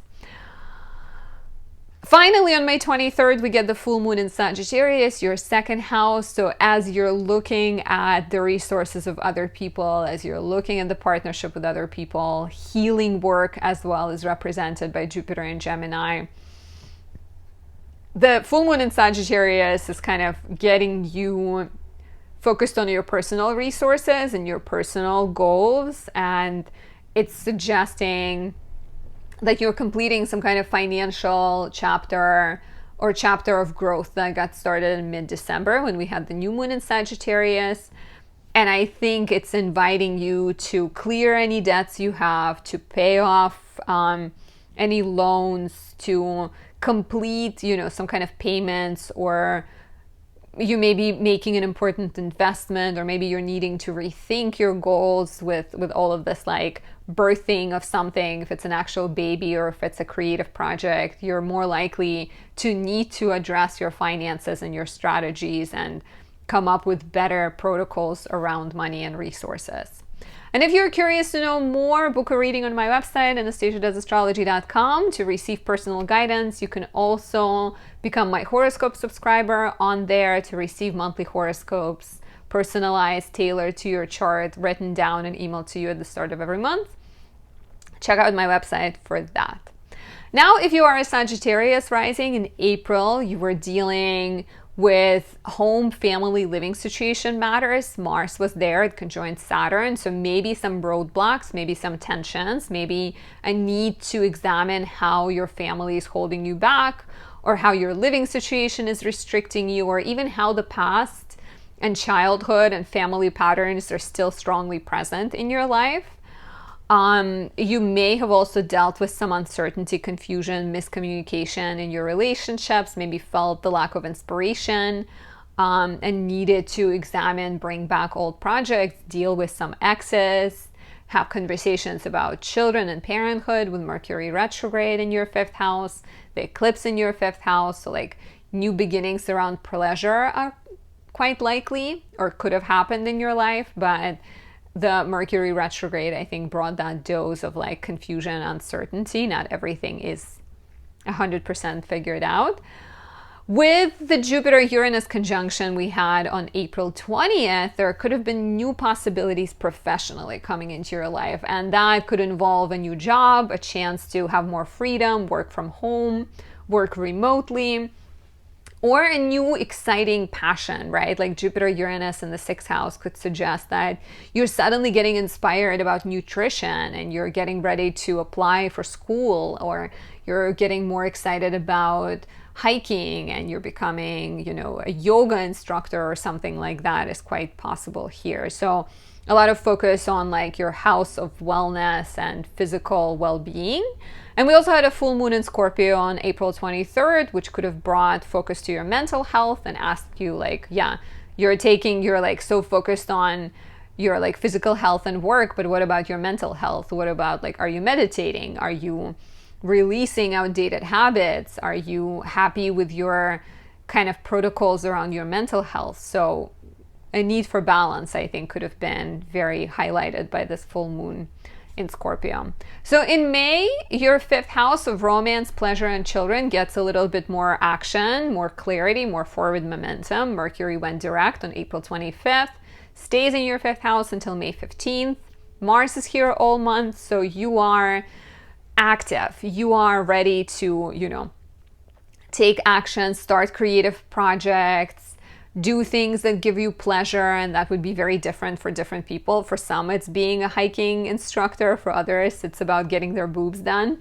I have met a Sagittarius rising for whom that was the goal coming up.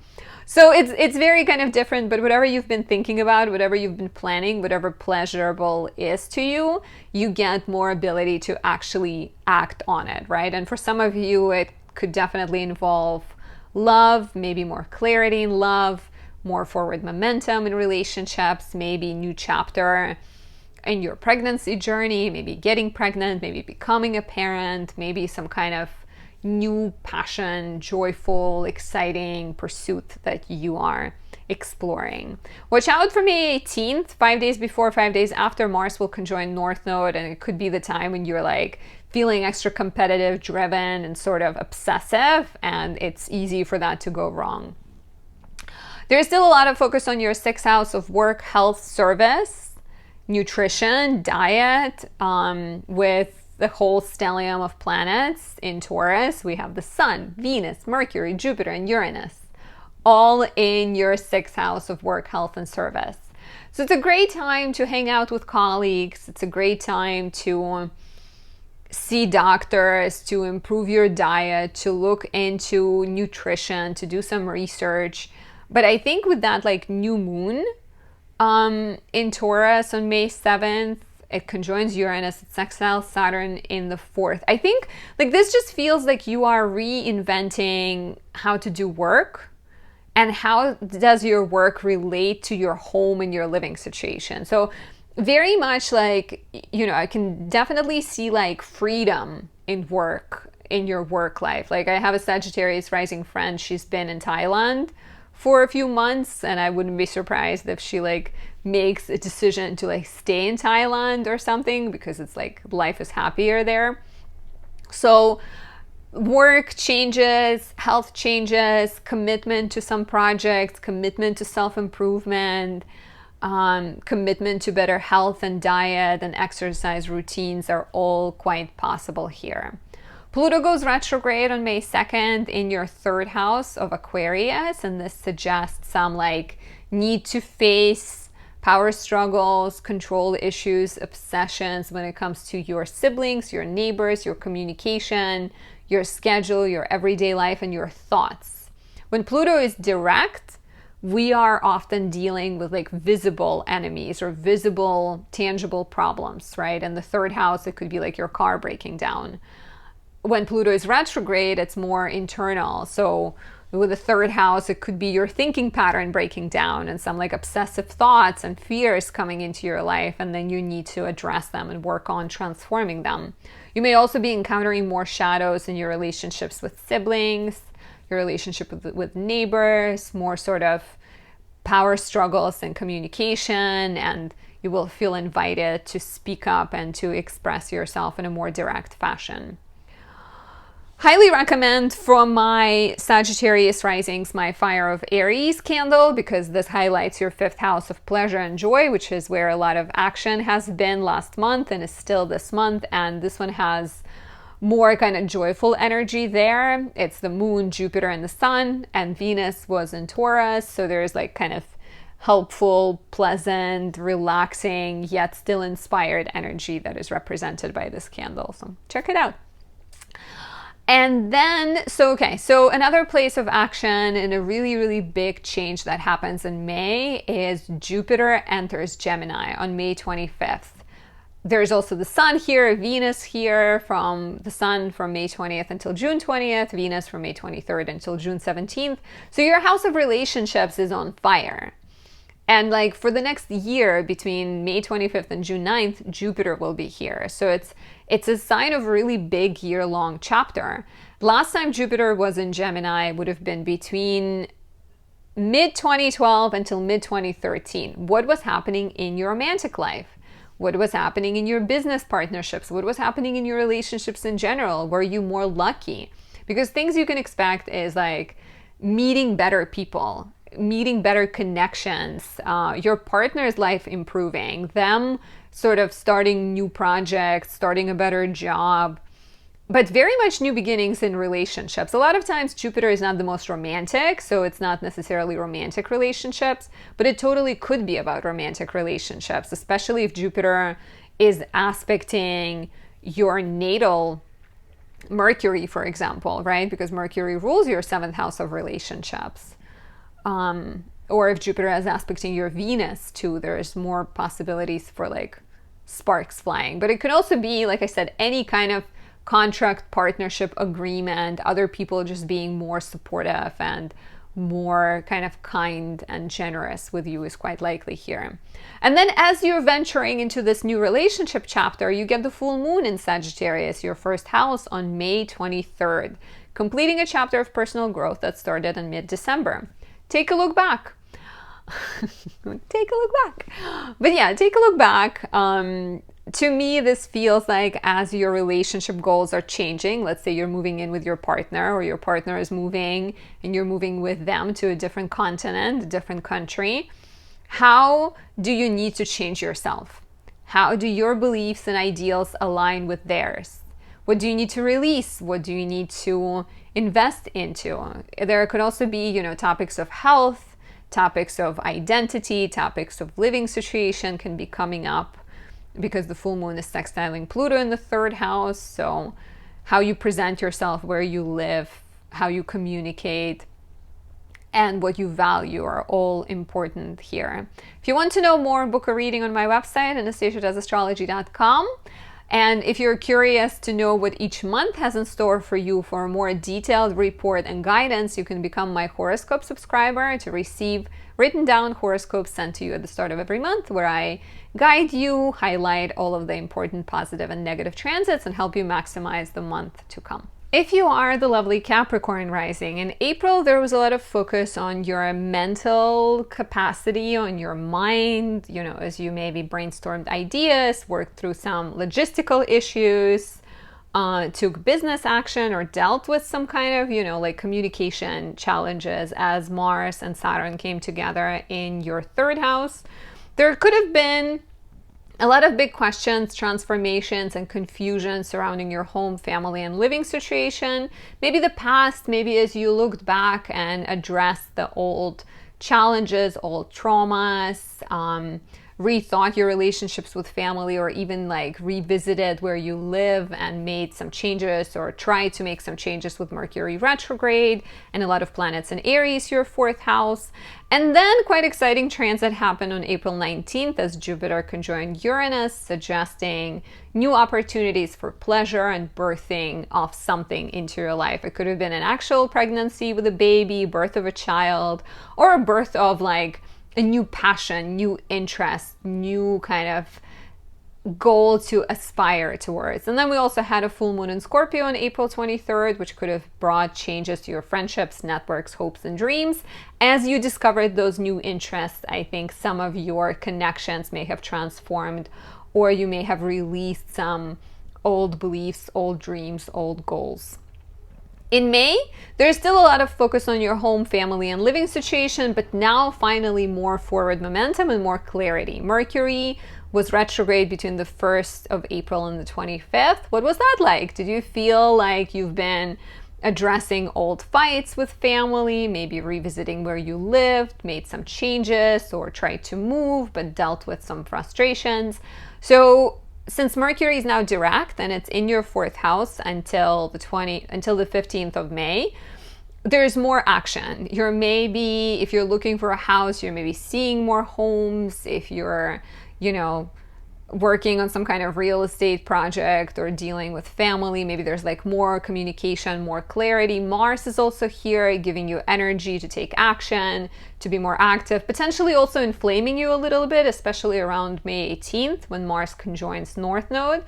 So if you're feeling sort of stressed, aggravated, irritated, try to express this energy by maybe being active with your family instead of fighting with your family. And if you need help kind of expressing frustrations constructively, I highly recommend my Exalted Mars candle. This one captures Mars in Capricorn, and since you're a Capricorn rising, it's really perfect for you. Versus if you need like a soothing energy, I would recommend my Moon in Cancer candle, which can have that kind of chill energy. Both really good for you. In May, we're still continuing the Taurus action. There's going to be 4, even 5 planets in Taurus in May: the Sun, Venus, Mercury, Jupiter, and Uranus. There's going to be a new moon in Taurus on May 7th in a sextile to Saturn and Pisces in your 3rd house. So a lot of new beginnings.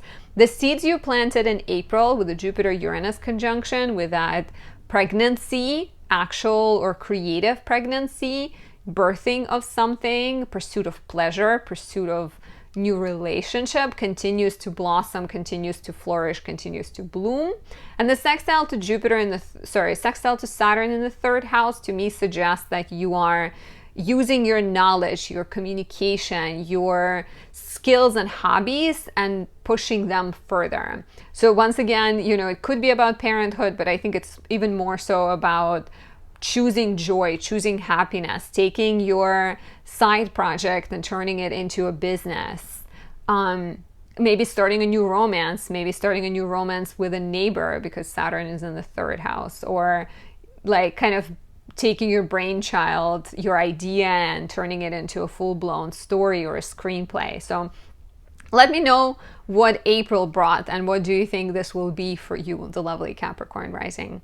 Pluto goes retrograde in your 2nd house of money and values on May 2nd, and until October 11th, mid-October, you're going to be dealing with a lot more introspection, transformation, and reflection when it comes to power and control issues around money and values. Does money control you, or do you control it? Do you use money to have the best life you can possibly get, or do you worry about not having enough? And how can you change that dynamic? How can you change that relationship with resources internally and then see your life transform externally? There could also be opportunities to, as Jupiter and Uranus are in your 5th house and you are seeking joy and pleasure, your, restrictions and reservations and your skepticism when it comes to money, I think, will be highlighted a lot as you are dealing with this like inner push and pull dynamic. But I want to do this, but I'm worried that I'm not going to have enough. So addressing that through therapy, through introspection, reflection, becoming more clear would be all really good for you. From May 20th, there is a lot of attention on your 6th house. Specifically on May 25th, Jupiter enters Gemini. For the first time since mid-2012 to mid-2013, Jupiter is coming to Gemini. Reflect back on that year. What was your life like? Jupiter is coming into your 6th house of work, health, service. It will likely create more work. Jupiter in the 6th suggests that you are busy. I just noticed that my dress is falling apart. Sorry about that. So it's suggestive that you are busy, that there's more pursuits, that there's more things that you are doing. But it is also more joyful. Jupiter in the 6th house suggests that yes, there's a lot of work, but you feel like you're working towards something. You're feeling inspired. You're feeling like it's all for the right cause. And with Jupiter in the 6th house for a full year between May 25th and June 9th, you have that like better, you have more support, you have better relationships with colleagues, you have more interest in health and helping other people, and you will experience a lot of growth through it. And a lot of growth can also come through your curiosity, through your social skills, through your adaptability. But as always, watch out for spreading yourself too thin, moving in too many directions. You will want to be kind of more mindful and more focused when it comes to choosing your pursuits. Finally, we get the full moon in Sagittarius, your 12th house, on May 23rd. And I think as you're exploring these new avenues and you are getting busier at work, the full moon in Sagittarius is calling you to take a look at your mental health and to make sure you have good protocols around sleep, around rest, around self-care, that you are releasing maybe some outdated beliefs, releasing self-doubt. There's a sextile to Pluto in the second. Also maybe like lack mentality or fears around resources will need to be addressed. And you may want to recommit to therapy or invest into your mental health and your well-being in that regard. And if you're curious to know more, book a reading on my website, anastasiadoesastrology.com, or become my horoscope subscriber to receive monthly horoscopes sent to you at the start of every month, where I look at your chart and tell you exactly what is going on and how the transits are affecting you, how you can maximize the month, and what downsides might be coming your way that you need to avoid. Moving on to Aquarius rising. If you are in Aquarius in April, you may have dealt with some conflicts, challenges around resources, values, agreements, and money with Mars and Saturn in your second house. In fact, there could have been some type of delays, roadblocks, frustrations that you had to navigate and, sort of practice patience as you dealt with these disagreements and challenges. There could have been communication issues, scheduling issues, logistical issues with Mercury Retrograde in your third house, encouraging you to revisit old fights or revisit old themes, to maybe look back at your old poetry or your old writing, bring back some old projects, maybe address some conflicts with siblings or neighbors that felt a little bit, tense and uncertain. And then Jupiter-Uranus conjunction on April 20th introduced new possibilities and new beginnings in your house of home, family, and living situation. So for some of you, maybe it's about improving your home. Maybe you got a chance to add a new room to your space, to open up your family, to start a family. Maybe you got a chance to move somewhere fun. My Sagittarius rising friend is dating an Aquarius rising guy. And like I said, they were both away. So I'm really curious to see if that means they will end up staying in a faraway country. Maybe not. We'll see. But yeah, improvement of relationships with family, opportunities that involve real estate, opportunities that involve growth and expansion in the family, in your real estate, in your property, in terms of gaining more land or gaining more peace, healing the past. All of those are quite likely here. And then we had a full moon in Scorpio on April 23rd in your 10th house, which would have brought changes to your career status and reputation. And I think those two are quite connected, because as you're exploring new beginnings in home, family, living situation, and you're finding more peace and comfort, your relationship with your career might change. You might want to work less hours. You might want to work less in general. You might want to choose work that is more fulfilling and gives you more freedom. So those two were quite important, I think, in April. In May, the focus on your third house continues. We have Mercury now direct in your third house, and we have Mars in your third house. So any scheduling issues, any kind of conflicts with neighbors or siblings, any technological glitches, any kind of travel delays or frustrations or business frustrations or communication, community involvement problems that you have been facing in April, you have more momentum in May to figure them out. Mercury being direct allows you to speak with more clarity, allows you to having now that you spend all this time thinking about these problems or, researching things, now you have the power to speak with more clarity, with more authority, with more confidence, and Mars gives you the passion to fight for things you believe in. Fighting doesn't always mean you're going to be fighting, but it could help you figure out the problem you're having with your sibling or your neighbor. If you have a problem with your like local government, as there is this Aquarius rising, I know she is trying to make change happen.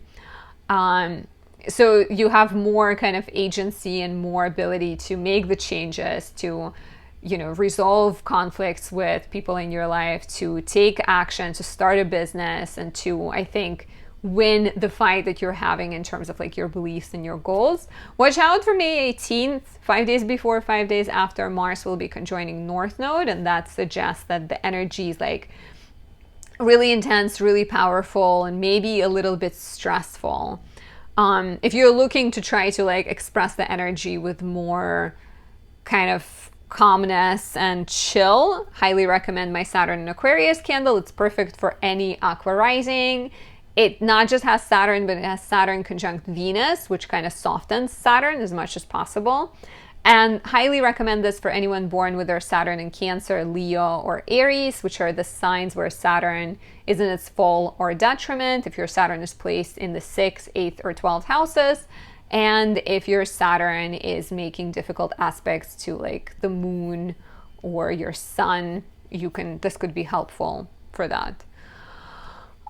So another place of focus this month is your 4th house. So Jupiter and Uranus conjoined on April 20th, bringing these like seeds of new beginnings. And it could be different for different people, right? For some of you, it's about relocating to a different place. For others, it's about making amends with their sibling. For someone else, it's about healing the past or becoming a healer, kind of transcending what has happened to you and turning it into a new beginning. And so there's a lot of fresh energy here. We get a new moon on May 7th.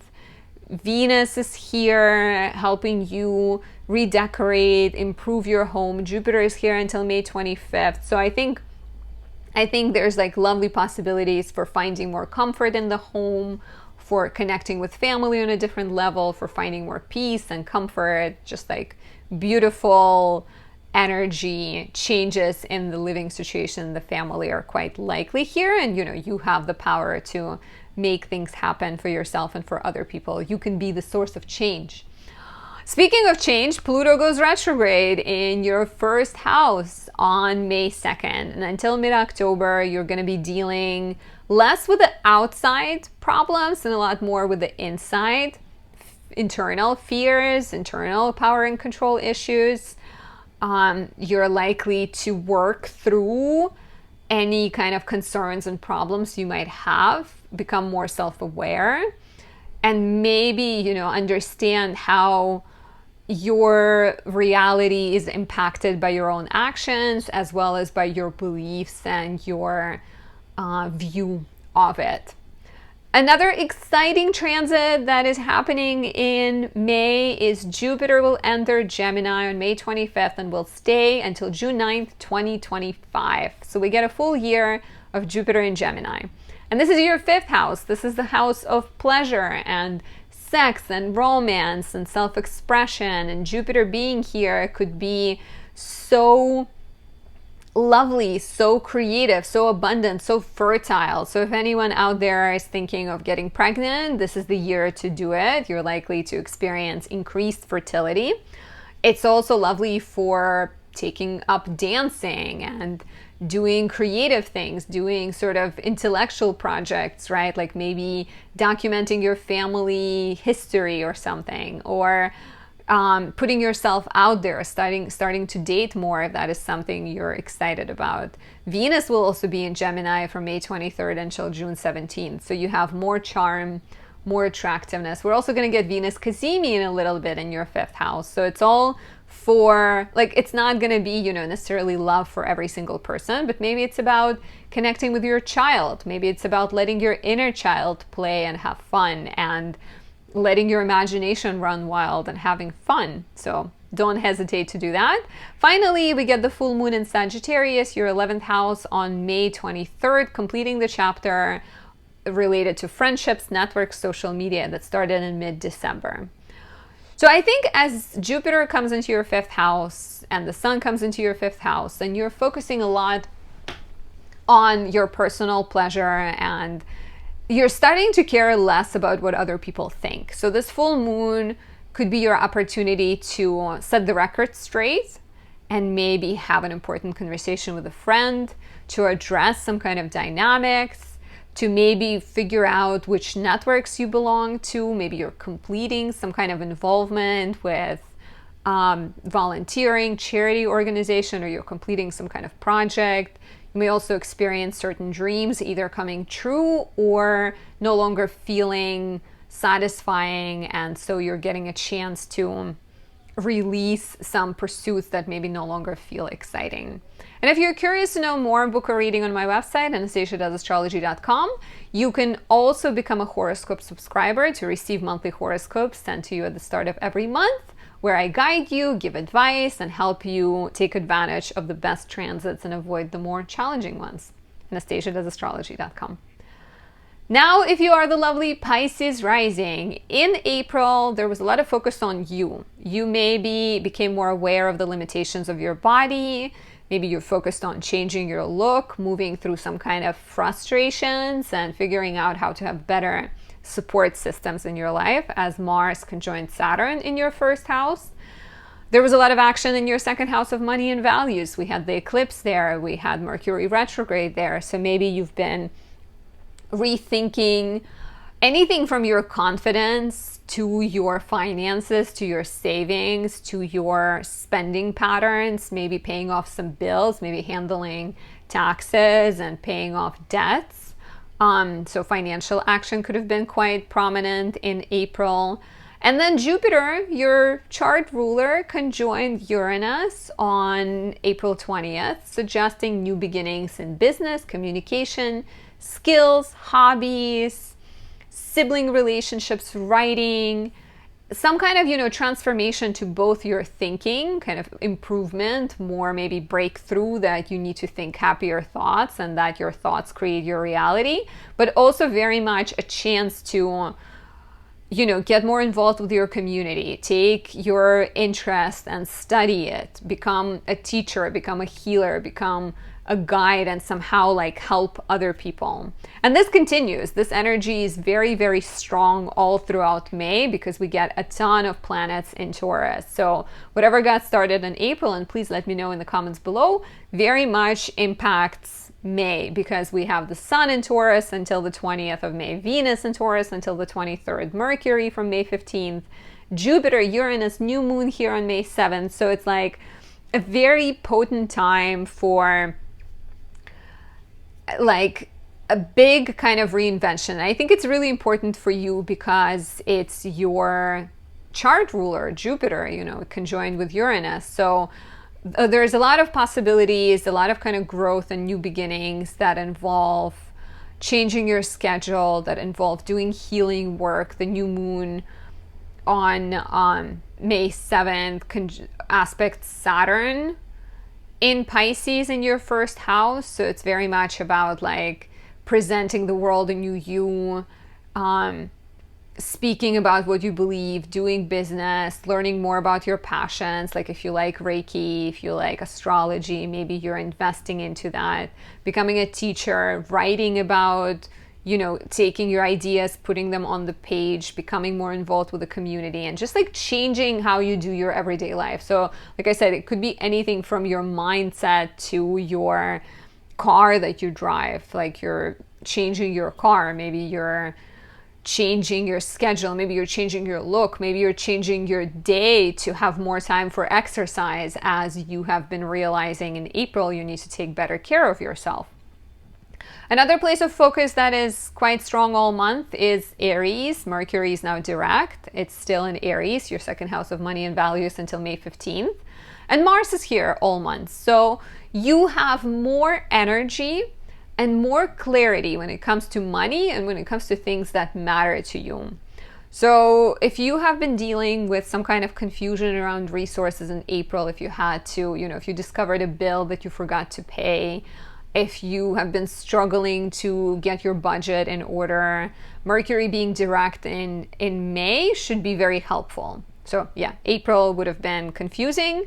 May is a lot more helpful. And then Mars being here, Mars is in its home sign. So on one hand, Mars suggests that you're likely to burn through cash. So watch out for that. Because sometimes, sometimes Mars in the second house suggests you're like making more, for sure. You have more like drive, confidence, courage to like fight for things, to go out there, to achieve things. But at the same time, it can also present that potential of like, you're more impulsive when it comes to spending money, when it comes to like allocating your resources. So by the way, for any Pisces rising, I highly recommend my Exalted Venus candle because it can help chill you out. It can bring more attraction, more charm into your life, more peace into your life. And it was created with Venus in Pisces, which is the sign of exaltation, and your rising sign. So it could be perfect for your relationships and for your just overall life and peace.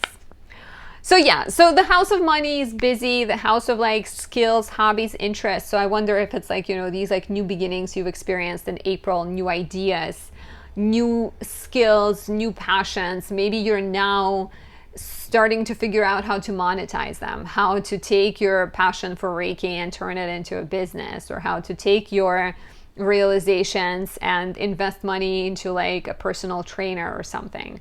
So those two, I think, are very much connected. Pluto goes retrograde on May 2nd in your 12th house, and until October, mid-October, it will be retrograde there. And you may become more aware of the ways in which you sabotage yourself. When Pluto is retrograde, we are a lot more introspective, and we're a lot more aware of the issues of control and power. And in the 12th house is definitely likely to be negative tendencies and some kind of self-sabotage, self-destruction, maybe drinking a bit too much, or wanting change but not making change, or saying negative things or believing negative things. Like it's not the easiest period for you, Pisces risings, with Saturn in the first house, but I think there's still possibility for change, right? As a mutable rising sign, you have the power to transform, transmute yourself more than other signs. So Pluto in the 12th will reveal challenges and shadows that you're maybe not acknowledging. It can also bring up, once again, your like spiritual interests, your intuition, your healing abilities. And if you're not exploring it, Pluto in the 12th house moving retrograde will make you feel really bad about not exploring it. So once Pluto goes direct, you're more ready to act on those things. From May 20th, there's a lot of focus on your 4th house of home, family. The Sun enters your 4th, Venus enters your 4th, helping you have better relationships with family. Both of them stay for about a month. But what's most exciting is that Jupiter, your chart ruler, is going to go in the 4th house for a year between May 25th, 2024 and June 9th, 2025. It will be in Gemini in your 4th house. And this could bring blessings to your living situation, opportunities to invest in real estate, opportunities to move, opportunities to expand your home or expand your family, connect with family, have better relationships, make amends, make peace with family members, make peace with the past. Take a look back at mid-2012, mid-2013. This is the last time we had Jupiter in Gemini. What was happening in your life back then? Were you moving? Were you happy with your family relationships? Did you buy a home? What was going on? Let me know down below. Finally, on May 23rd, we get the full moon in Sagittarius, your 10th house. And as the change starts brewing in your sector of home, family, and living situation, it affects your career and it inspires you to make changes professionally. So if you're getting ready to buy a bigger home, maybe you're asking for a raise and you're getting a new title. If you're ready to move, maybe you're quitting your job because you feel like this job is not going to let you move and you're just taking a leap and you're going to do it no matter what they think. So, there is a sextile to Pluto in the 12th house. So I think breaking away from self-defeating patterns, but also choosing healing work and choosing pursuits that make you happy and authentically yourself. is likely here. If you want to know more, book a reading on my website, anastasiadoesastrology.com, or become a subscriber, my horoscope subscriber, to receive monthly horoscopes at the start of every month, where I guide you and offer you suggestions, look directly exactly at your natal chart, and help you maximize the month to come. This is it. Thank you so much for watching. I hope you enjoyed it. I hope you learned a lot, and I will see you in the next video where we will talk about other exciting astrological things. Bye.